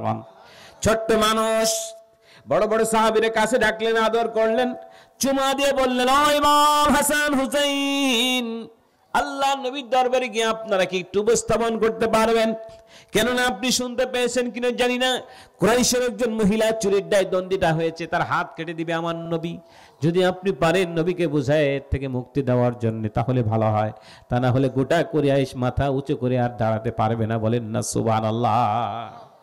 ইমাম হাসান হুসাইন রাদিয়াল্লাহু তাআলা আনহুমা রাসূল পাক সাল্লাল্লাহু আলাইহি সাল্লামের দরবারে মসজিদে নববীর ভিতরে প্রবেশ করলেন। আল্লাহর নবীর নিকটে গিয়ে মিসকি হাসি দিলেন। সুবহানাল্লাহ। আমার রাসূল ডাক দিয়ে বলেন, নাতি আমার ইমাম হাসান হুসাইন, কি ব্যাপার? কয়, নানা জান একটা কাজের জন্য আমরা এসেছি। বলো কি কাজ? বলছে, না না, আপনি জানতে পেরেছি আপনি কুরাইশ একজন মহিলার হাত কাটবেন, এটা শুনেছি। কোনোভাবে কি বাঁচিয়ে দেওয়া যায় না? সুবহানাল্লাহ। আল্লাহ নবী চেহারার দিকে তাকালেন। কোনদিন হাসান হুসাইনের চেহারার দিকে তাকিয়ে আমার নবী রাগ হননি। চেহারার দিকে তাকানোর সাথে সাথে চেহারা লাল হয়ে গেল। আল্লাহ নবী ডাক দিয়ে বলে, আমার নাতি ও আমার কলিজার টুকরা হাসান এবং হুসাইন, শুনে রাখো, তোমরা স্বেচ্ছা আমার কাছে আসো নাই। বড় বড় সাহাবীরা আসার জন্য ভয় পেয়েছে, তোমাদেরকে আমার সামনে ঢাল হিসেবে পাঠিয়েছে। সুবহানাল্লাহ বলবেন না? হাসান এবং হুসাইন, শুনে রাখো, কুরাইশ একজন মহিলার জন্য সুপারিশ করতে এসেছো।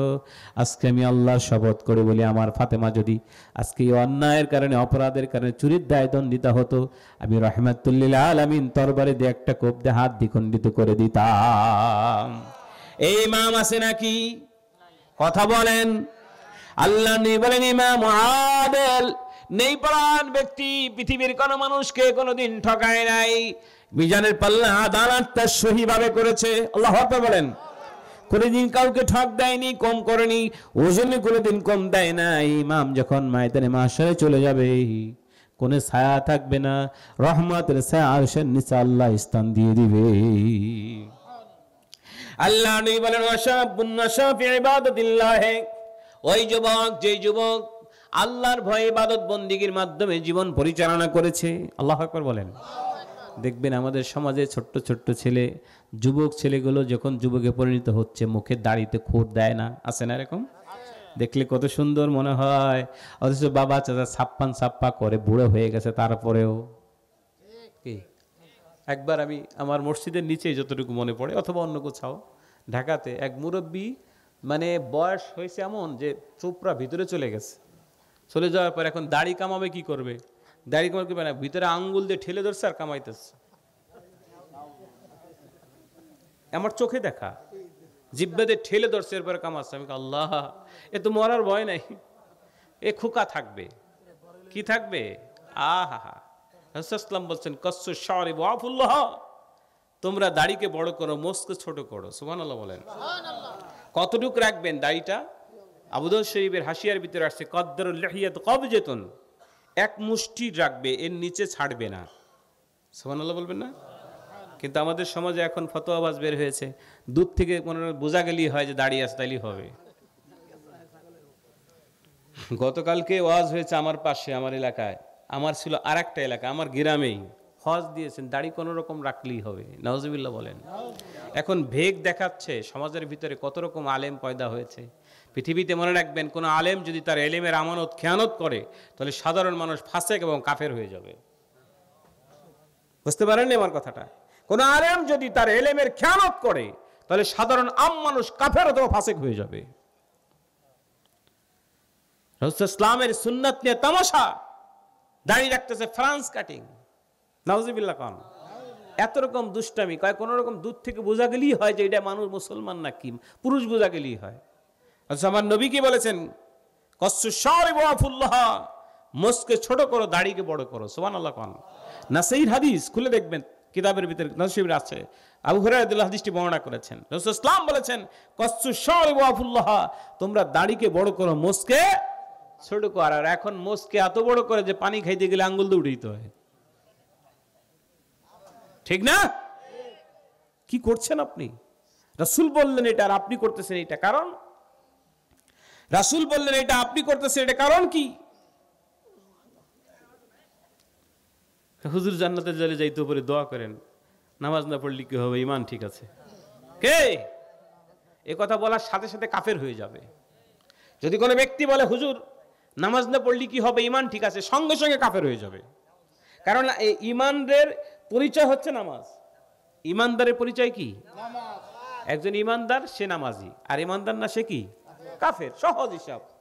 তাহলে আপনি ঈমান না পড়ে, নামাজ না পড়ে যদি বলেন যে নামাজ না পড়লে কি ঈমান ঠিক আছে, এজন্য খুব সাবধান।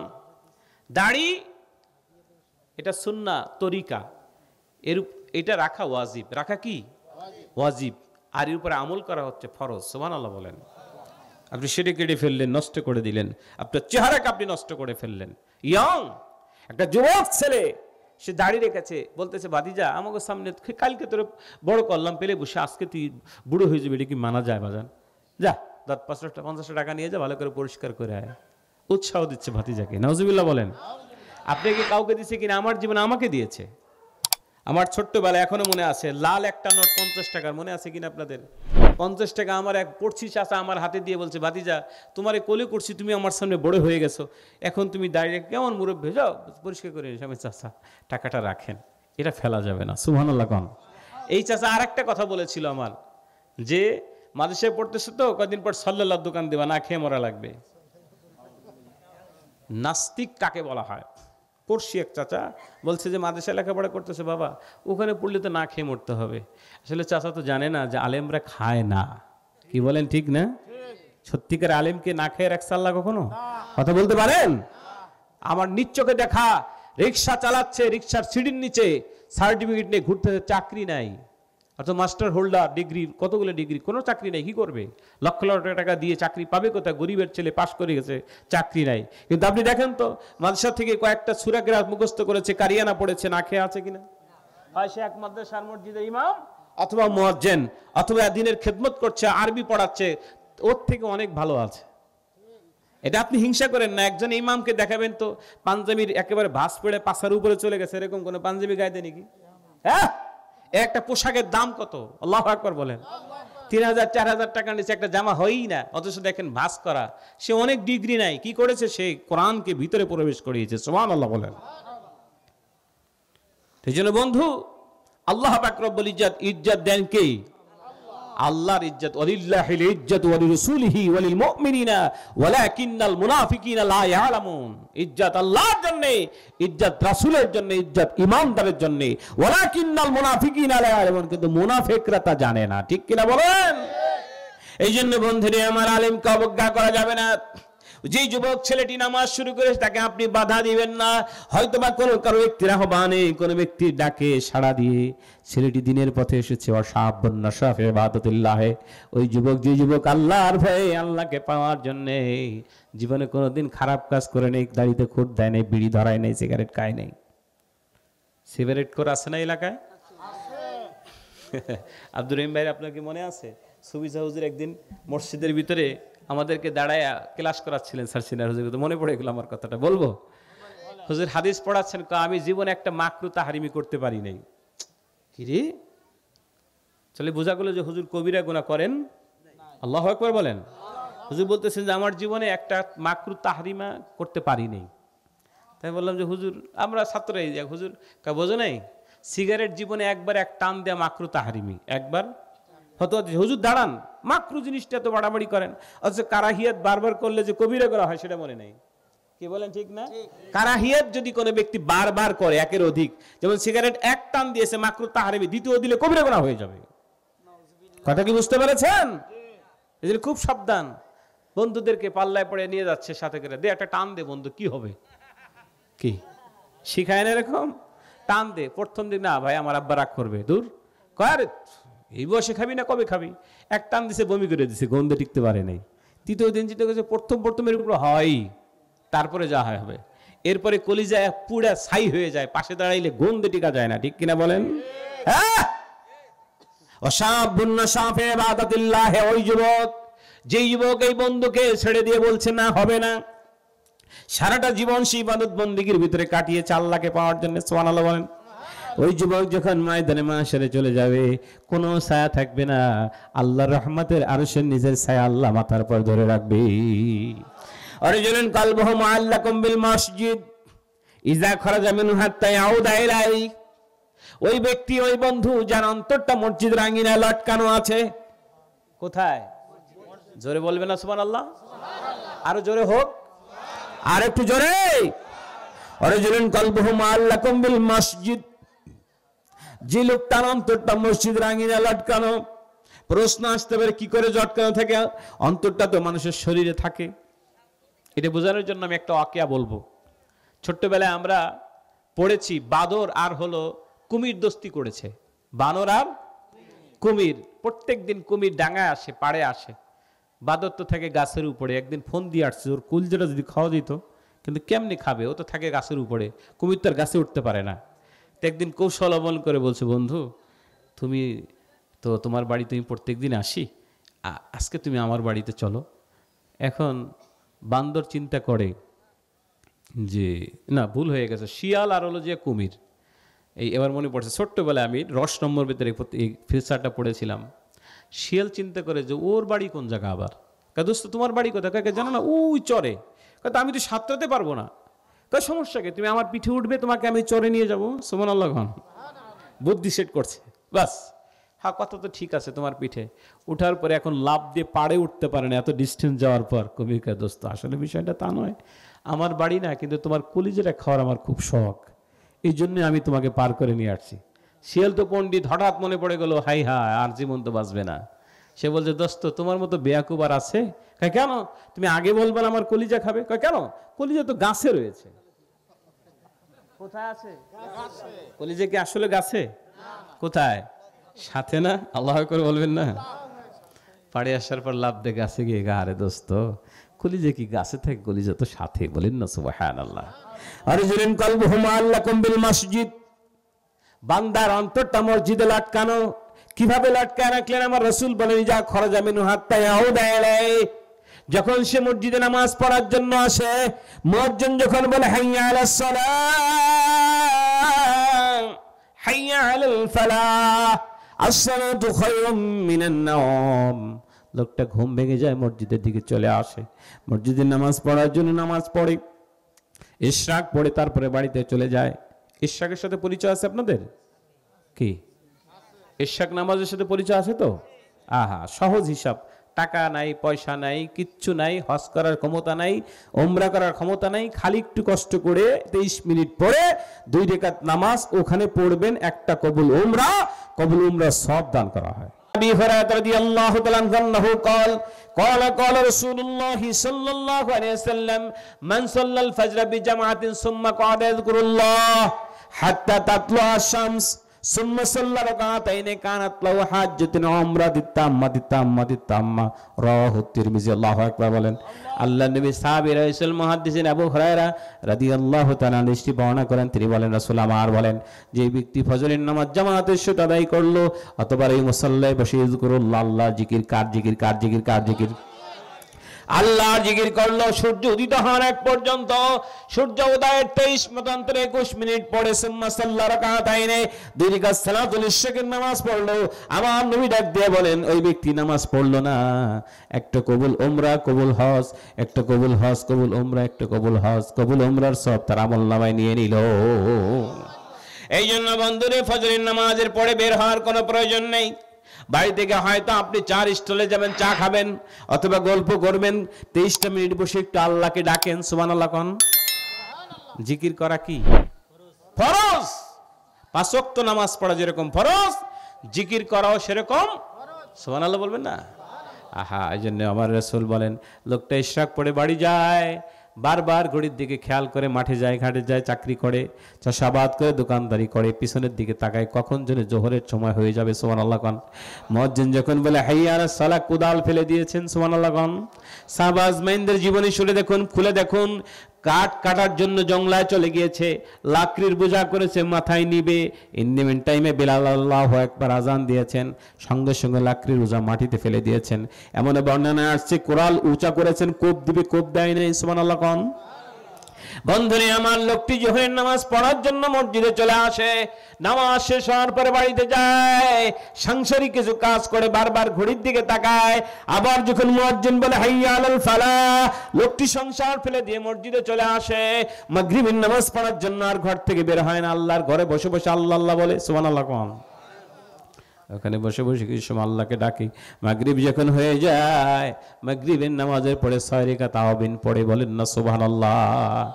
দরকার আছে কি নাই?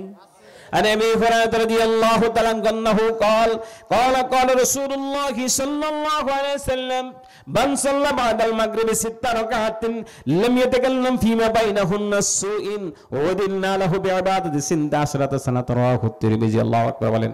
সুনানে তিরমিজির হাদিস রয়েছে, মুহাদ্দিস আবু হুরায়রা রাদিয়াল্লাহু তাআলা বর্ণনা করেন, রাসূল আমার বলেন, যে ব্যক্তি মাগরিবের নামাজের পরে 2 রাকাত করে 6 রাকাত সালাতুল আওয়াবিন নামাজ পড়বে, লাম ইয়াতাকাল্লাম ফিমা বাইনাহুন্না সুইন, নামাজ পড়বে সালাম ফিরাবে, কোনো কথা বলবে না, নামাজ পড়বে সালাম ফিরাবে, কোনো কথা বলবে না। 6 রাকাত নামাজ যদি আদায় করতে পারে, 12টা বছর ধরে নফল কোরআন তেলাওয়াত, 12টা বছর ধরে নফল রোজা, 12টা বছর ধরে নফল হজ, 12টা বছর ধরে নফল দান, এই সাদকা করলে যে সব আমল নামায় হয়, পরওয়ারদিগার আলম 6 রাকাত আওয়াবিন পড়া বিনিময় আমল নামায় দিয়ে দিবি। আল্লাহু আকবার, জোরে বল আল্লাহু আকবার। মাগরিবের আওয়াবিন হয়ে যাওয়ার পর লোকটি বাড়ি যায় না, ওখানে বসে বসে আল্লাহ জিকির করে। কার জিকির? হুকুমটা কে করেছেন? ইয়া আইয়ুহাল্লাযীনা আমানু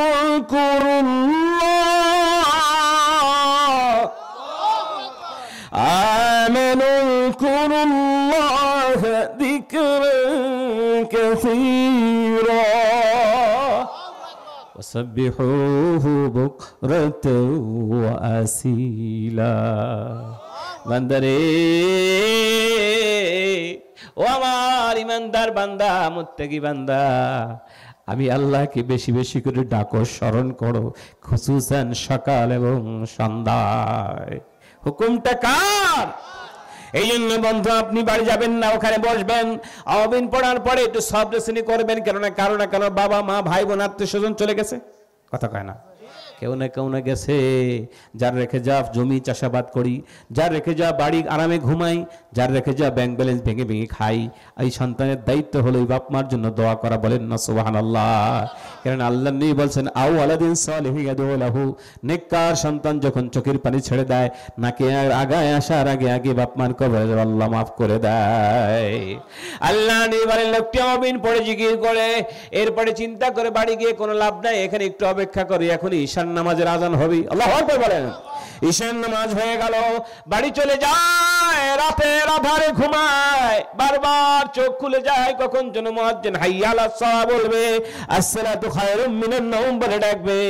লোকটা পাগল হয়ে যায়, ঘুম ভেঙে দেখে 3টা প্লাস হয়ে গেছে, গভীর সময়, যে সময় তো আল্লাহকে তালাশ করলে পাওয়া যায়। সুবহানাল্লাহ। কোন আলাইকুম বিকিয়ামিল লাইলি ফাইন্নাহু দাব্বুস সালিহিন ক্বাবলাকুম ওয়া হুয়া কুরবাতুল লাকুম ওয়া মুকাফফারাতুল লিসসাইয়্যাতি মিন হাতুনিল ইসম। আল্লাহু আকবার বলেন।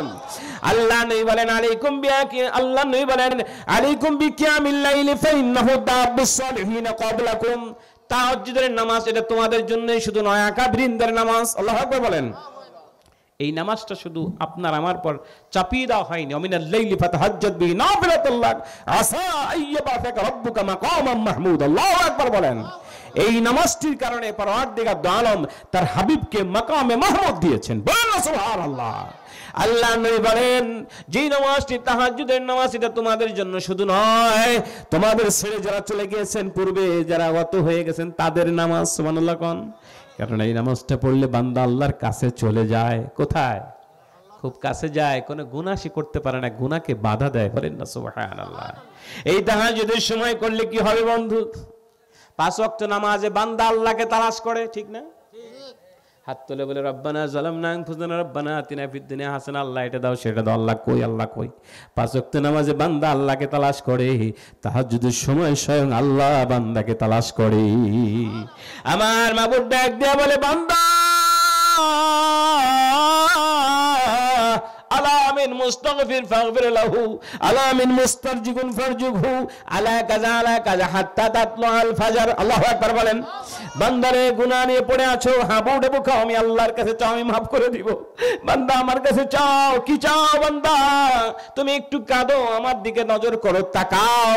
সিবগাতুল্লাহ ওয়া মান আহসানু মিনাল্লাহি সিবগা, আল্লাহর রং হয়ে যাও। আল্লাহর রংটা কতই না উত্তম। আল্লাহর রংটা কি? লা তাখুযুহু সিনাতু ওয়ালা নাউম। আল্লাহু আকবার বলেন। আল্লাহ রঙে রঙিন হয়, আল্লাহ ঘুমায় না, আল্লাহ তন্দ্র কি বলেন আছে, ঘুমো নেই তন্দ্র। কিছু সময়ের জন্য বান্দা আল্লাহ রঙে রঙিন হয়ে যায়, চোখের পানি ছেড়ে দিয়ে যখন কান্দে, আমার মাবুদ কুদরতি হাত নামাইয়া মাথার উপরে বুলায় আর বলে, আর কান্দিস না জীবনের গুনাহ মাফ। ওই বান্দা চোখের পানি ছেড়ে কান্দে, আমার মাবুদ বলে কান্দিস না রে বান্দা, কি চাই তোমার? আল্লাহ তুমি তাকিয়ে দেখো, আমার এটা নাই সেটা নাই, কত কিছুই তো নাই। আমার আল্লাহ বলেন, তুমি যখন যায় নামাজে দাঁড়িয়েছো তোমার আর কোনো অভাব নাই। হুজুর সকালবেলা যে দোয়া করেন, হুজুর মুসিবতে আছি, কে বলছে হুজুর কে যাইতে মিয়া? যাই নামাজ নিয়ে তাহাজ্জুদের সময় দাঁড়ায় যান, 100% চ্যালেঞ্জ করে বলতে পারি আপনি দাঁড়ান, আপনার অভাব কোনোদিন থাকবে না। কি বলেন ঠিক না? চাওয়ার জায়গা চাইতে পারি না, যেখানে চাইতে হবে, যেখানে পানি ফেলতে হবে সেখানে না ফেলে যাই কার কাছে? যার অভাব তার কাছে যাই। কি বলেন ঠিক না? ভাইজান করে টাকা দেন, তারই অভাব, যার অনভাব নেই তার কাছে যায় না। কি বলেন ঠিক না? সকালবেলা জমি চষতে যায়, কষ্ট হচ্ছে আপনাদের? সকালে জমি চষতে যাচ্ছে, কিন্তু জমির যিনি দিয়েছেন মালিক তাকে না জানিয়ে যাচ্ছে। বীজ বপন করে আসতেছে, কি সুন্দর চাষাবাদ করছে, সার বোনাচ্ছে, কিন্তু জমিনটা যে দিল, যে বীজ দিবেন, যে ফল দিবেন, তাকে ভুলে গিয়েছে। তাহলে পাবেন কোথায়? কি বলেন ঠিক না? যিনি দিবেন তাকে হাজিরা দেয়া যান, সকালবেলা যাই নামাজ দাঁড়িয়ে চোখের পানি ফেলায়া হাত তুলে বলেছেন, মাবুদ তোমার দেওয়া জমিন, তোমার দেওয়া বীজ, তোমার দেওয়া পানি আমি চেষ্টা করছি তুমি কবুল করো। আমার আল্লাহকে বান্দা তুই আমার বলিস, তোরে বলবো না। জোরে বলেন না সুবহানাল্লাহ। এই তাহাজ্জুদের সময় বান্দা কান্দে, আল্লাহকে ডাকে, আমার মাবুদ কুদরতি হাত বুলায় বলে, বান্দা কান্দিস না, জীবনের গুনাহ মাফ। আল্লাহু আকবার বলেন। এই জন্য বন্ধু, যে সময় কাঁদতে হবে সেই সময় তুমি কাঁদতে পারো না। আমার রাসূল বলেন, এভাবে করতে করতে লোকটা যখন ঘুম ভেঙে যায়, সুন্নাত পড়ে, তাহাজ্জুদ নামাজ পড়ে, সুন্নাত পর্যন্ত অপেক্ষা করে, এই সময় একটা আমল আমি বলবো, যেটা শুরুতে বলেছি, 1000 বার দুরূদ পাঠ করবেন, সুবহানাল্লাহ। এই সময় থাকে, এমন একটা সময় যে কেউ শুনতে পায় না একজন। কি বলেন ঠিক না? ওই সময় ধ্যানে বসে যাবেন, দুরূদ শরীফ পাঠ করবেন। বড় একটা দুরূদ পারেন না আপনি, ছোটটা পড়েন, সাল্লাল্লাহু আলাইহি, সকলে পারে না? সাল্লাল্লাহু আলাইহি ওয়াসাল্লাম পড়তে গেলে সর্বোচ্চ 20 থেকে 21 মিনিট সময় লাগবে। এগুলো আমার ধরা। যদি আপনি চেষ্টা করেন যে আমি প্রত্যেক দিন 1000 বার দুরূদ পাঠ করবো, আপনি তসবিহ নিয়ে বসে যান, সর্বোচ্চ 25 মিনিট লাগতে পারে সাল্লাল্লাহু আলাইহি ওয়াসাল্লাম 1000 বার দুরূদ পাঠ করতে, সুবহানাল্লাহ। আর করলে কি হবে? শুরুতে বলেছি, ওই ব্যক্তি দুনিয়ায় থেকে জান্নাত তার ঠিকানা আল্লাহ করেছেন সেটা দেখে মারা যাবে। এই জন্য আমার রাসূল বলেন, আরজুলুন কলবুহু মুআল্লাকুন বিল মসজিদ ইযা খারাজা মিন হাত্তা ইয়াউদ আলাইহি, লোকটা মসজিদে যায় আবার বের হয়, আবার আসে, আবার যায় আবার আসে, মসজিদের জন্য জীবনটা বিলীন করে দেয়, যায় মনে হয় মসজিদের কাছে তার অন্তরটা লটকায় আছে। এই মসজিদে যাওয়া ব্যক্তি যখন ময়দানে মাশারে যাবে, কোনো ছায়া থাকবে না, আল্লাহর রহমতের ছায়া আরশের নিচে দান করবে। আরজুলান তাহাব্বা ফিল্লাহি ইসতামা আলাইহি ওয়া তাবারাকা আলাইহি, ওই ব্যক্তি, যেই ব্যক্তি আল্লাহকে পাওয়ার জন্য একজন বন্ধুকে ভালোবাসে, যে কথার জন্য হাদিসটা এনেছি, একজন ইমানদার মুত্তাকি বা আল্লাহর ওলি, আলেম, মুহাদ্দিস, মুফতি, পীর মাশায়েখকে ভালোবাসে আল্লাহকে পাওয়ার জন্য, কাকে? কথা বলেন। বন্ধুকে ছেড়ে দেয়, যে বন্ধু খারাপ কাজ করে, অন্যায় করে, জিনা করে, বদমাশি করে, আল্লাহকে পাওয়ার জন্য ওই খারাপ বন্ধুকে ত্যাগ করে, ইমানদার মুমিন বান্দাকে বন্ধুকে কাছে টেনে নেয়। পরওয়ারদিগার দু আলম ময়দানে মাশারে যখন কোনো ছায়া থাকবে না, আল্লাহর আরশের নিচে রহমতের ছায়া দান করবে। আরজুলুন যাকারাল্লাহু খালিয়ান ফাবাদাইনাহু, ওই চোখ, যে কথা বললাম তাহাজ্জুদের সময় চোখের পানি ছেড়ে কাঁদে, অশ্রুসক্ত নিয়ন হয়ে যায়, আল্লাহর ভয়ে সে কাঁদতে থাকে। কান্দা যাবে না? কথা বলে না। হুজুর হাইসেই কুলিতে পারি না, কানবো কখন? কিন্তু জাহান্নামের থেকে মুক্তি পাওয়ার জন্য তো মনকে মন কান্দার দরকার নাই। রাসূলুল্লাহ সাল্লাল্লাহু আলাইহি ওয়াসাল্লাম কি বলছেন? মা মিন আবদিন মুমিন ইয়াখরুজু মিন আইনাইহি দামা ওয়া ইন কানা মিসলা রাসিল জাবাবি মিন খাশিয়াতিল্লাহ সুম্মা ইসিবু শাইয়্যাম মিন হারি ওয়াজহি ইল্লা হারামাহুল্লাহু আলান নার। আল্লাহু আকবার বলেন। রাসূল আমার বলেন, কোন বান্দা যদি আল্লাহর ভয়ে চোখের পানি ছেড়ে দেয়, কাঁদে, কাঁদার জন্য চেষ্টা করে, কোন রকম পানি বের হয়ই না, ওয়া ইন কানা মিসলা রাসিল জুবাব মানে হচ্ছে মাছি, মাছির মাথা পরিমাণ যদি কোনো সাইড দিয়ে একটু পানি বের হয় কোনো রকম, সুম্মা ইউসিবু শাইয়্যাম মিন হারি ওয়াজহি, সে অনুভব করছে যে আমার চেহারার দিকে একটু পানি লেগেছে, ইল্লা হারামাহুল্লাহু আলান নার, আল্লাহ পাক রব্বুল ইজ্জত তার জন্য জাহান্নামের আগুন হারাম করে দিবে। এই জন্য বন্ধুরে আমার, অরজুলুন যাকারাল্লাহু খালিয়ান ফাবাদাইনাহু, ওই চোখ, যেই চোখ আল্লাহর ভয়ে চোখের পানি ছেড়ে কাঁদে, চোখ অস্ত্রসুক্ত নয় হয়ে যায়, ময়দানে মাশার যখন হয়ে যাবে কোনো ছায়া থাকবে না, পরওয়ারদিগার দু আলম রহমতের ছায়া তার আরশের নিচে দান করবে। অরজুল দাওয়াত ইমরাতুন জাতু হাসাবি ওয়া জামালিন ফাকালা ইন্নী আখাফুল্লাহ। এর আগে একটা কথা আসছে না, এটা শেষ করে নিয়ে আগে কি বলছে জানেন? অরজুলুন দাওয়াত ইমরাতুন জাতু হাসাবি ওয়া জামালিন, অন্য হাদিসে আসছে মানসাবি ওয়া জামালিন, যে একটা সুন্দরী ষোড়শী খারাপ কাজ করার জন্য তাকে ডেকেছে। মেয়েটি ডাকছে অন্যায় করার জন্য একটা যুবককে, যুবক বলে ফেলছে ইন্নী আখাফুল্লাহ। আল্লাহু আকবার বলেন, গলা ছেড়ে বলেন না। এই সমাজে খুঁজে পাওয়া যাবে না, কারণ যুবক তো দৌড়াচ্ছেই অন্যায় করার জন্য। কে আপনি প্রত্যেক দিন দেখুন ইউটিউব ফেসবুকে যা অবস্থা, আহা কি হচ্ছে সব, ঝোপে ঝাড়ে পানিতে, বিল্ডিং এর নিচে, ছাদের নিচে সব পাওয়া যাচ্ছে। কি অবস্থা! একটা মেয়ে রাস্তায় বেরিয়ে, কোনো নিরাপত্তা নেই, তাকে ধর্ষণ করে আর সামান্য সময়ের জন্য উপভোগ করে তাকে হত্যা করে ফেলছে। কি হচ্ছে সব! গতকালকে মাহফিল থেকে ফেরার সময় হঠাৎ করে দেখি, হায় হায়, একটা মেয়ে 11 বছর বয়স, মাকে পাওয়ার জন্য বের হয়েছে, মার ওষুধ আনার জন্য, কোথায় গায়েব হয়ে গেছে, কোনো খবর নেই। আর একটা মেয়েকে দেখি গলার ভিতরে গামছা পেঁচাইয়া, 2টা ওন্না দিয়ে পেঁচাইয়া বস্তার ভিতরে রেখে দিচ্ছে। সে কোনো রকম বেঁচে, মানে আল্লাহ তাকে বাঁচাবে তাই গলা এমন প্যাঁচ দিছে, 2টা ওন্না পেঁচানো, ফেলাইতে হয়ে গেছে ব্রিজের নিচে, অর্ধেক পাবে, মানুষ দৌড়ে খোঁজ করতে গেছে, কোনো রকম সে বেঁচে আছে, খুলে নিয়ে দেখে যে অজ্ঞান হয়ে যাওয়ার কারণে, অজ্ঞান অবস্থায় আছে। তাহলে কি হলো? হায় রে যুবক, আজকে তোমার বোন, তোমার মা, তোমার মেয়ে যদি হতো, এটা কি তোমার ব্রেনে ঢোকে না? এ তো কারো মেয়ে, কারো মা, কারো বোন, কারো বেটি, কি বলেন ঠিক না? কি করে পারো এই কাজটা করার জন্য? মরার কি ভয় চলে গেল? সমাজটা কোথায় চলে গেল? প্রত্যাহ শুধু ধর্ষণ ও ইফটিজিং। কারণ কি জানেন? একমাত্র কারণ হলো পর্দা না থাকা।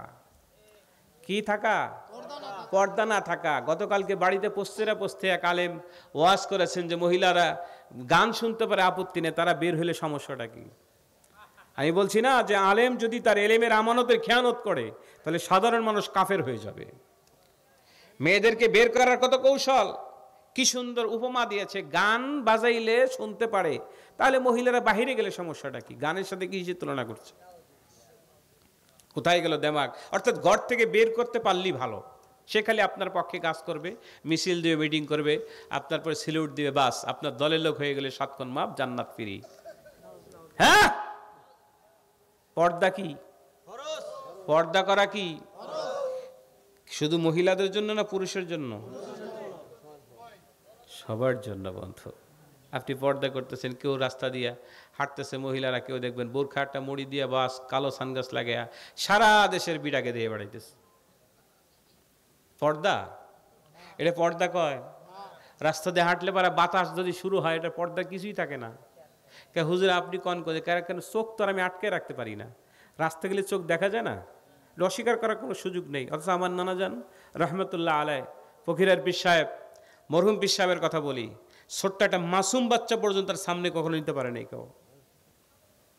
ছোট্ট মাসুম বাচ্চা পর্যন্ত বলতেন যে যাইতেন সাহেবের বাচ্চা ছোটটায় 20 বেশি। সুবহানাল্লাহ। কম পর্দা এরকম। আব্দুল্লাহ ইবনে উম্মে মাকতুম রাদিয়াল্লাহু তাআলা আনহু, অন্ধ সাহাবী, অন্ধ। রাসূল ইসলাম বসা আছেন, আম্মাজান আয়েশা সহ, মাইমুনা সহ অন্য একজন বিবি, কেউ বলেছেন আয়েশা অথবা অন্য কোনো স্ত্রী, 2 জন রাসূলের পাশে বসা।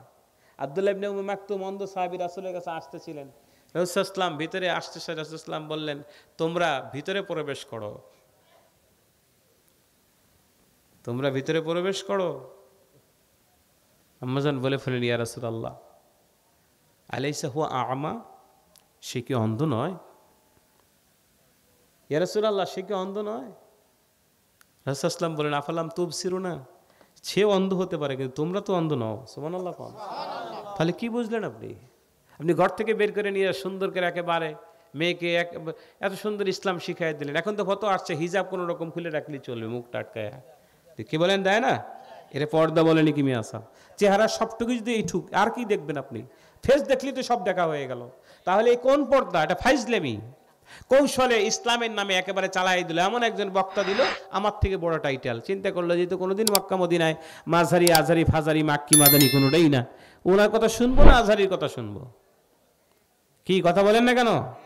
হ্যাঁ, আব্দুল্লাহ ইবনে উম্মে মাকতুম অন্ধ সাহাবী, যে চোখে দেখতে পায় না, রাসূলের কাছে আসতেছে। আম্মা জানদেরকে আমার রাসূল বলে দিলেন, তোমরা ভিতরে চলে যাও। তাহলে কি বুঝলেন আপনি? যে সে অন্ধ, তোমাদেরকে দেখতে পারে না, কিন্তু তুমি দেখতে পারবে, তোমার তো চোখ আছে।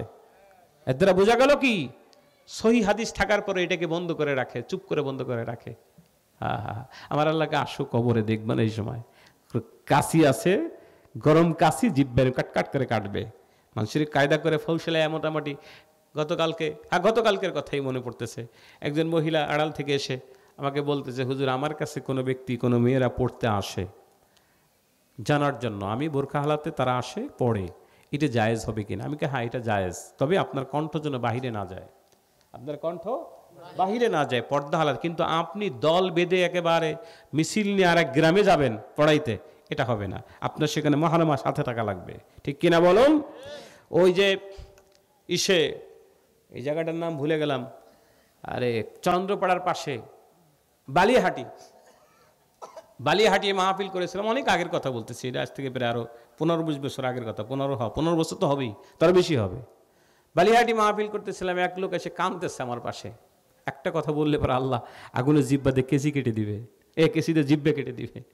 কি করছে জানেন? এসে কান দেখা, হুজুর কি কয়? হুজুর আমার বউটা চলে গেছে। আমি কেন? হুজুর একটা যুবক ছেলে হাফেজ, 13 পাড়ার হাফেজ, তারে নিয়ে চিল্লায় যাইতো। আমি বারবার কই যে তুমি বোঝো কি, আমি দিনের কাজ মেহনত করতে চাইতেছি। আর সে বোঝে না দেখে তারে বুঝায়। চিন্তা করে, আম মানুষ স্বাভাবিক, সে লেখাপড়া জানে না। 13 পাড়ার হাফেজ শ্যামাটা সাওয়ালের হাঁটুর বয়সী সাওয়াল। হুজুর আমি এত নিষেধ করি, সে শোনেই না, কোনোভাবেই শোনে না। আমি বলে, তুমি সংসার থেকে কই যাও? তুমি কি বোঝো? দিনের মেহনত করতে যাইতেছি। এই কামারে কুদি মেরে বসাই থুয়ে দেয় হুজুর। এখন হুজুর নিষেধ করছি দেখে সে কয় যে আমি তোমারে ছাড়তে পারি, তারে ছাড়তে পারি না। কথা বুঝতে পারছেন দিনের মেহনতটা কিরকম? হ্যাঁ, এই জন্যই তো বললি হুজুর খারাপ। আপনি শিখবেন না, এই কথা আমি বলি নাই, শিখুন। শিখার পর্যায়ে যেরকম সেরকম শিখুন। কিন্তু আপনি কাকে নিয়ে যাচ্ছেন? সে 13 বছর বয়স হয়ে গেছে, তারপর কি পর্দা ফরজ হয় নাই? কথা কয় না, পর্দা ফরজ হয় নাই। কি করলো সংসার? সেই ছোট বাচ্চাটাকে নিয়ে উদাও হয়ে গেছে। লোকটা এখন কান্দে, দিনের মেহনত করতে কোথায় চলে গেছে কে জানে। কথা কি বুঝতে পারছেন? এজন্য খুব সাবধান। একেবারে সালিওর সাইনবোর্ড পাইলেই ঝুঁকি পড়তে হবে এরকম না। জান্নাত সহজ রাস্তা, একেবারে চিন্তা করে সারা জীবন সুদের কারবার করে, ঘুষি কারবার করে, বস্তা করে টাকা পয়সা ব্যাংকে থুয়ে এসে সকালবেলা মোস্তাহার কা, হুজুর আল্লাহ অনেক ভালো রাখছে হুজুর। কি বলেন? কে এখন চিল্লে যাচ্ছি অথবা পীরের দরবারে যাই, কোনো সমস্যাই নেই, কারণ মাস গেলে যেটা প্রফিট পাই তাতেই সংসার চলে যায়। আমি কিন্তু হাস রহস্যের জন্য কথা বলছি না। ব্যাংকে সারা জীবনের সঞ্চয় থুয়ে দিছে, ওটা আটকানো। কারণ ব্যাংক থেকে যে প্রফিটটা দেয়, দুইজন আছে, তিনি আর উনি, দুইজনে মিলে মাস গেলে পরে যা চলে হুজুর, সংসার হয়ে যায় হুজুর। এখন আর কি আছে, আল্লাহ বিলে করে দেখেন, কপালে কালো দাগ পড়ে গেছে, হাতে বড় একটা তসবি, বাস। হ্যাঁ, খাও বন্ধু বেশি করে, অসুবিধা কি? আল্লাহকে তুমি আসো না, সব সিস্টেম তো আমার কাছে আছে, আসলি বুঝবা কেমন লাগে। কি বলেন, ঠিক না? এই জন্য পর্দা করা কি? কথা বলেন, ফরজ। এই পর্দা না থাকার কারণে আজকে এত ধর্ষণ, ইফটিজিং হচ্ছে সমাজের ভিতরে, ঠিক কিনা বলুন? আজকে পর্দা থাকলে, যদি আপনার মেয়ে আপনার ঘরে থাকতো, আপনার মেয়েকে আপনি সেভাবে শাসন করতে পারতেন, আপনার বিবিকে অন্যের সাথে হেলাগুলো ঢোলাঢুলি করতে নিষেধ করতেন, তাহলে আজকে কোনোদিন ইফটিজিং ধর্ষণ হতো না, ঠিক কিনা বলুন? যুবক ছিল টেরই পাইতো না। আগে একটা সমাজে আমার এলাকার ভিতরে পর্দার থাকলে পর আমাদের বাড়িই ছিল, মানুষ দেখতে আসতো। যদি কোনো মহিলা কোনো জায়গার থেকে আমাদের বাড়িতে মানে বোরখা মরিতে আসতো, সবাই জানতো এটা পেশাবের বাড়ি যাচ্ছে। তার পর্দা নাই, জানেই না পর্দা জিনিসটা কি। কারণ যেসব মেয়ে ছেলে পুকুর পাড়ে যে গোসল করে, সে কি জানে পর্দার মূল্যটা কি? কথা বলেন। সে তো চিন্তা করে এটাই স্বাভাবিক। পুকুরে ঘাটে যেয়ে গোসল করতে, সেখানে কাপড় বদলাচ্ছে, তার ভিতরে হায়া শরম বলতে কোনো জিনিসই নাই। সেই সময় যদি একজন বোরখা মরিতে যায়, মানুষ সিরিয়ালে তাকাই দেখতো, ওরে বাবা এই কখন তো ভূত আসতেছে, রাস্তা দিয়ে যাইতো, মানুষ ভয় তো তাকাইতো না। কিন্তু এখনো যে ফ্যাশন, এই ফ্যাশনটা বড় ভয়ঙ্কর, ঠিক কিনা বলুন? এটাকে পর্দা বলে না। ভিতরে কাপড় আছে কি নাই, ভালো একটা পরে কোনো রকম বাজারে চলে যাচ্ছে, পর্দা। এটার নাম পর্দা নয়। যেই পর্দা আপনার সমস্ত কিছু আবরু হয়ে যাবে। রাসূল পাক সাল্লাল্লাহু আলাইহি ওয়াসাল্লাম বলছেন, বের যদি হতেই হয় মোটা একটা চাদর দিয়ে সারা শরীরটা পেঁচায় তারপরে বের হবে। সুবহানাল্লাহ বলেন। মাথা নিচে করে হাঁটবে, নিচের দিকে যাবে। আমার রাসূল হাঁটার যদি বর্ণনা পড়েন, শামাইলে তিরমিজি খুলে দেখুন, আল্লাহর নবী সামনের বৃদ্ধাঙ্গুলি পর ভর করে করে হাঁটতেন। এর মানে কি? মাথা ঝুঁকি দিয়ে মনে হতো সে পাহাড় থেকে নামতেছে। সুবহানাল্লাহ কোন। কিন্তু আপনি হাঁটতেছেন, সারা দেশ একেবারে বুক টান করে কি ডানে বামে একেবারে যা আছে আমেরিকা, ব্রিটেন, লন্ডন পর্যন্ত দেখে তারপরে যাচ্ছেন। কি এটা নিয়ম নয়, মাথা নিচু করে হাঁটতে হবে। সুবহানাল্লাহ কোন। এই জন্য পর্দা করা কি? কথা বলেন। পর্দা না করলে কোনোদিন আব্দুল কাদের আপনার পেট থেকে বের হবে না। হুজুর দোয়া করেন ছেলেটা যেন আব্দুল কাদের হয়। বউ একটা দিনের জন্য সিনেমা বাদ দেয় নাই, বেপর্দা হয়ে বাজারঘাট সব। আর বর্তমানে তো চাকরিজীবী যারা, তারা লুলা হয়ে গেছে সমাজে। দেখবেন টাকাগুলো আইনে বোরাতে দেয়। কি হুজুর আপনি কি করতেছেন, এইসব কি লেগে কন? সব তো শেষ করে ফেলাইলেন। পর্দা কেমনে থাকবে? টাকার মোসাটা নিয়ে বোর কাছে দেয়, নিজে পিছে পিছে ভিক্ষার ব্যাগটা নিয়ে হাঁটতে থাকে। বউ একটা কিনে দেয়, সে ভরে আর টাকায় কি নেবো, তোমার যেটা পছন্দ হয়। বিলাই হয়ে গেছে বোর কাছে। কি বলেন, ঠিক না? অথচ আর রিজালু কাওয়ামুনা আলান নিসা, আল্লাহ পরিচালক বানিয়ে দিলেন, আল্লাহর আইন বাদ দিয়ে নিজে বানিয়ে নিলেন, হবে? আল্লাহ হিদায়াত দান করবেন, আমিন। আম্মা জানদেরকে একটা কথা বলবো, একদম সহজ জান্নাতে যাওয়া। আল মারআতু ইজা সাল্লাত খামসাহা ওয়া সামাত শাহরাহা ওয়া আহসানাত ফারজাহা ওয়া তাআত বালাহা ফালতাদখুলিল জান্নাতি মিন আইয়াবাবিল জান্নাতি শাআত। আল্লাহু আকবার বলেন। ইসলাম বলছেন চারটি কাজ যদি মহিলারা করতে পারে, জান্নাত ওপেন, যে কোনো দরজা দিয়ে ঢুকবে। সুবহানাল্লাহ কোন। এক নম্বর হচ্ছে আল মারআতু ইজা সাল্লাত খামসাহা, 5 ওয়াক্ত নামাজ পড়বে। কয় ওয়াক্ত নামাজ পড়বে, রমজানের রোজা রাখবে, নিজের সতীত্বের হেফাজত করবে, স্বামীর প্রাণ ভরে খেদমত করবে। জান্নাতের দরজা যেগুলো খোলা, যেগুলো দিয়ে জান্নাত ঢুকবে। বলেন না সুবহানাল্লাহ। এই জন্য মা ও বোনদেরকে বলি, হাতেও ধরি পায়ে ধরি বলি, বন্ধু এখন উলঙ্গর সময়, এই সমাজটা এখন উলঙ্গ হয়ে যাচ্ছে। আপনি কি করে কবরে জবাব দিবেন আল্লাহর কাছে? আপনার মাথার এই চুলগুলো যদি পরপুরুষ দেখে, প্রত্যেকটা চুলে একটা সাপ হবে আপনাকে কামড়াতে থাকবে। আপনার এই দৃষ্টি, আপনার এই চক্ষুটার ভিতরে আগুনের সীসা আল্লাহ গলিয়ে দিবেন, চোখটা নষ্ট করে দিবেন। রাসূল পাক সাল্লাল্লাহু আলাইহি ওয়াসাল্লাম মেরাজ রজনীতে গিয়ে দেখলেন জাহান্নামী মহিলাদের শাস্তি এত বেশি। তিনি দুনিয়া আসার পরে একটা মাঠের পাশ দিয়ে যাচ্ছিলেন, দেখে মহিলার একটা দল যাচ্ছে। আমার নবী বলেন, ও মহিলারা, ও আমার মায়েরা, ও আমার সন্তানেরা, শোনো, আমি জান্নাতের জাহান্নামের ভিতরে তোমাদের অধিক সংখ্যক দেখেছি, তোমরা বেশি বেশি দান সদকা করো। সুবহানাল্লাহ বলেন। একবার দেখেন একজন মহিলা যাকে ঝুলায় রাখছে স্তনের সাথে রশি বেঁধে, নিচায় আগুনের দাউ দাউ লিলিহান শিখা জ্বলছে, গোস্তগুলো খসে খসে নিচে পড়ছে, আবার শক্ত হয়ে যাচ্ছে। রাসূল ইসলাম সহ্য করতে পারলেন না, জিবরিলকে ডাক দিলেন, জিবরিল কেন হচ্ছে ইয়া রাসূলুল্লাহ? যেই মহিলা নিজের স্বামী ব্যতীত অন্যকে দেখানোর জন্য সেজে গুজে রাস্তা দিয়ে হেলে দুলে বেরিয়েছে, মহিলা মায়লান হয়েছে, মহিলার উপরে পুরুষ মায়লান হয়েছে, তার শাস্তিটা আল্লাহ এরকম দিচ্ছে। বলেন না নাউজুবিল্লাহ। এই জন্য আম্মা জান পায়ে ধরি, হাতে ধরি, ছেড়ে দেন না। কতদিন আর থাকবেন দুনিয়ায়? রূপ জৌলস একমাত্র স্বামীকে দেখানোর জন্য, পরপুরুষকে দেখানোর জন্য নয়। ঠিক কিনা বলুন? আপনি ঘরে থাকুন, ঘরে থাকলে নিরাপদ থাকবেন। রাসূল ইসলাম বলছেন, কোন মহিলা যখন রাস্তা দিয়ে বের হয়, শয়তান তার পিছনে উকি ঝুঁকি দিতে থাকে, তাকাতে থাকে। এই জন্য আল্লাহ আমাদের সকলকে আমল করার তৌফিক দান করুক, আমিন। কি বলছেন? অরজুলুন দাওয়াতু ইমরাতুন জাতু হাসাবি ওয়া জামালিন আই মানসাবি ওয়া জামালিন। কোন সম্ভ্রান্ত পরিবার বংশীয় মেয়ে যদি খারাপ কাজ করার জন্য ডাকে, আর যুবক ছেলেটা বলে ইন্নী আখাফুল্লাহ, আমি আল্লাহকে ভয় করি, আল্লাহকে ভয় করি। রাসূল আমার বলেন, ময়দানে মাহশারে এই যুবক যখন যাবে, কোনো ছায়া আরশের নিচে ব্যতীত থাকবে না, আল্লাহ পাক রব্বুল মাথার উপর ধরে রাখবে। বলুন না সুবহানাল্লাহ। সপ্তম নম্বর হচ্ছে রাজুলুন তাসাদ্দাকা বিসাদকাতিন ফাআকফাহা হাত্তা লা তা'লামা শিমালুহু মা তুনফিকু ইয়ামিনুহু। রাসূল আমার বলেন, যেই ব্যক্তি আল্লাহকে পাওয়ার জন্য রিক্ত হস্তে ডান হাতে দান করেছে, বাম হাতে জানে নাই। ডান হাতে করেছে, বাম হাতে কি জানে নাই। একটা মাসলা আসছে, মুহরিম ছাড়া হজ উমরা যাওয়া যাবে কি না, বা জায়েজ হবে কি না। সহজ হিসাব, আপনি মুহরিম ছাড়া যাবেন কেন? মুহরিম বোঝেন তো, যার সাথে বিবাহ করা কি হারাম। এই কেসেমে যারা আছে, অর্থাৎ যার সাথে পর্দা নেই, এই ব্যক্তি কাছে থাকা লাগবে, তাছাড়া সম্ভব নয়। কথা বুঝতে পারছেন? তাই ওলামায়ে দ্বীন বর্তমানে একটা করেছেন যে মহিলারা অনেক সময় আত্মীয় স্বজন একত্রে যাচ্ছেন, এই বিষয় নিয়ে একতলাপ আছে, এই জন্য আমি একেবারে খোলাসা করতে পারছি না। যেটা আমার জানা আছে আমি সেটা বললাম। কথা বুঝতে পেরেছেন? কি আর কোনো কথা বলবো না? 11টা বেজে গেছে দেখি না, এত সময় আমি তো খেয়ালই করি নাই। চলবে? আরে খাইছে না না, চুল বিক্রি করা হারাম। এই শোনেন, একটা মাসলা আসছে চুল বিক্রি করা সম্পর্কে, মহিলাদের হারাম। কারণ যেই চুল পরপুরুষ দেখা হারাম, সেটা বিক্রি করবেন কেন?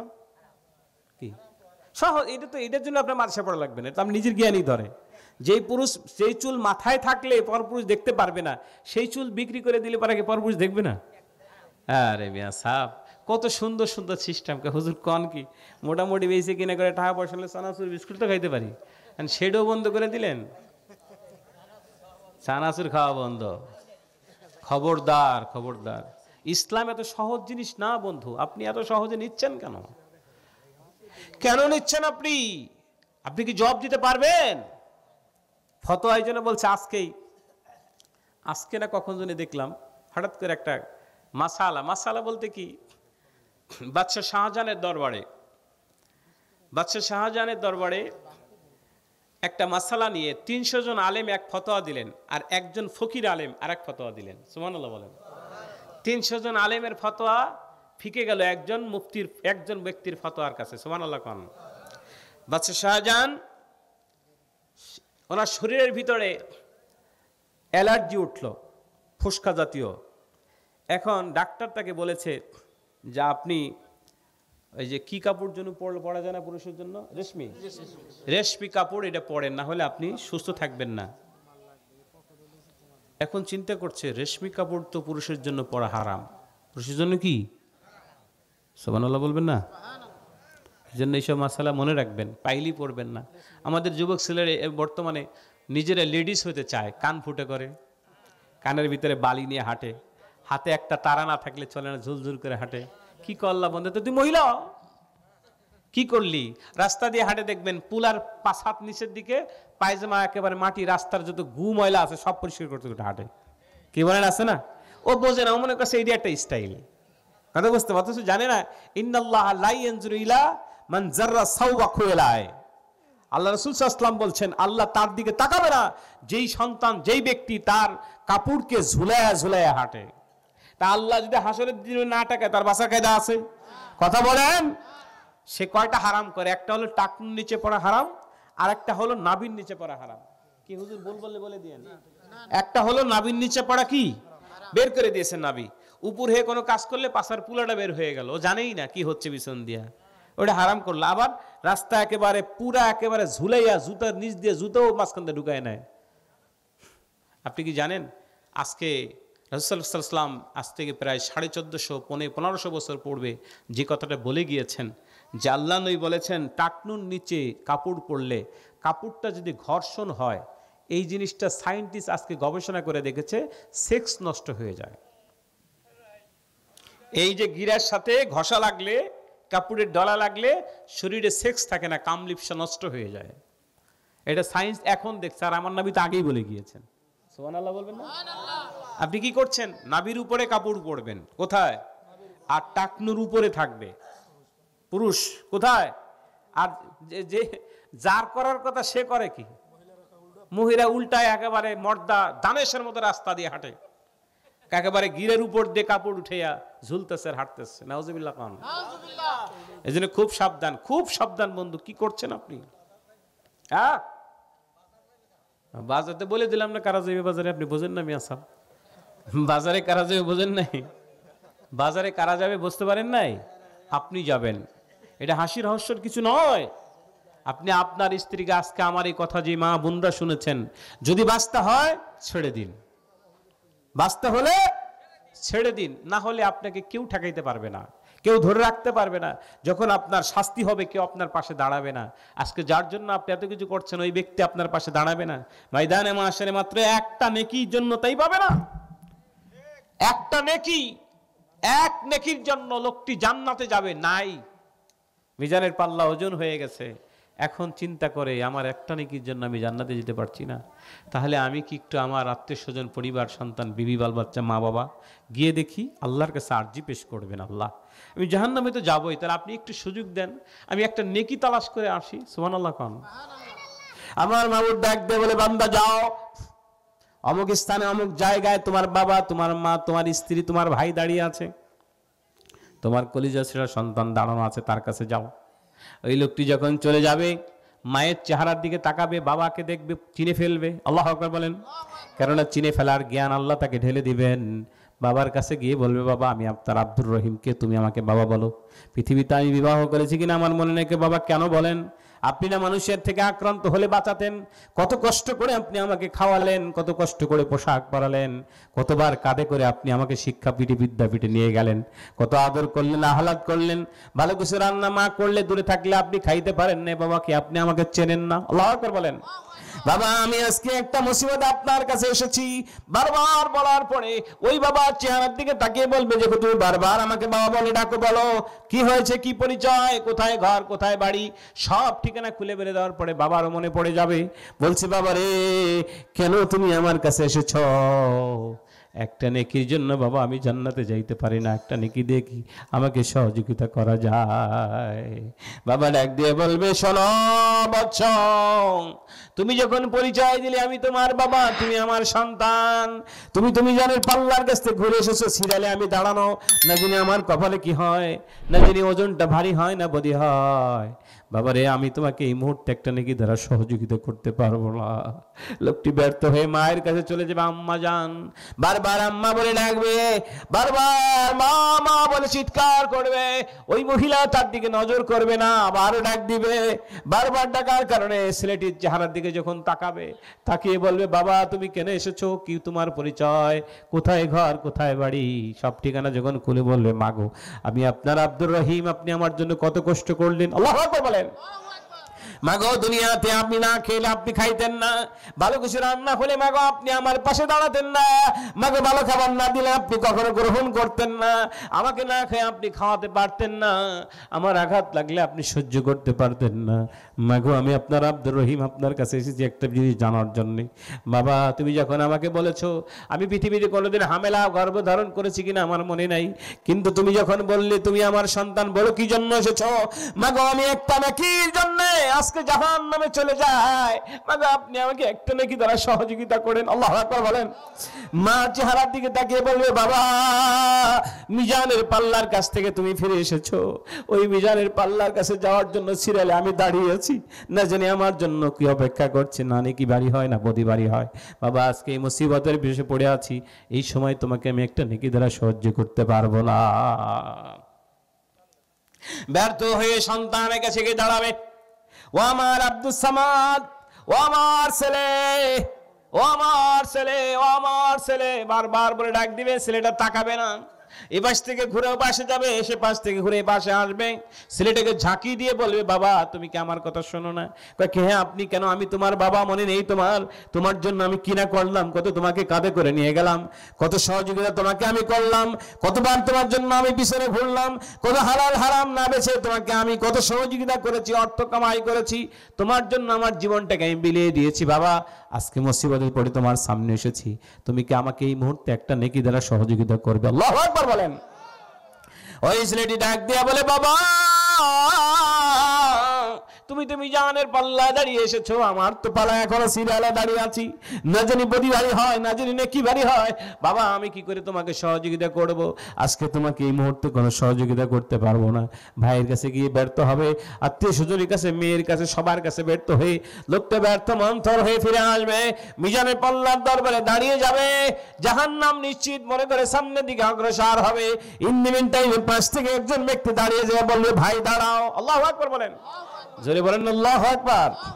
ভাই একটু দাঁড়াও। কাকে? তুমি শুনতে চাইবে না, কারণ আমি এখন এত মানুষের কাছ থেকে আপনজন ফিরে আসলাম, কেন তুমি আমাকে ডাকো? কয় দাঁড়াও দাঁড়াও দাঁড়াও, শিকবার তুমি বলে যাও, কেন তুমি এমন মন বেজার করে চলে যাও? কয় তোমার কাছে বলে কি হবে? কয় না বলোই না, একবার শুনি। কয় বাপকে বললাম, মাকে বললাম, ভাইকে বললাম, সন্তানকে, স্ত্রীকে বললাম, কেউ আমাকে সহযোগিতা করলো না, তুমি কেন আমাকে ডাকো? কয় ভাই রে বলো না কি হয়েছে? কয় একটা নেকির জন্য আমি আজকে জাহান্নামে চলে যাই, আমার একটা নেকি দেওয়া হবে। ওই লোকটি চিন্তা করবে 4-5টা নেকি আছে, এর দ্বারা তো আমার দ্বারা জান্নাত হবে না, যাই হোক একটা নেকি যদি দিলে তুমি জান্নাতে যাও, যাও তুমি চলে যাও। বলেন না সুবহানাল্লাহ।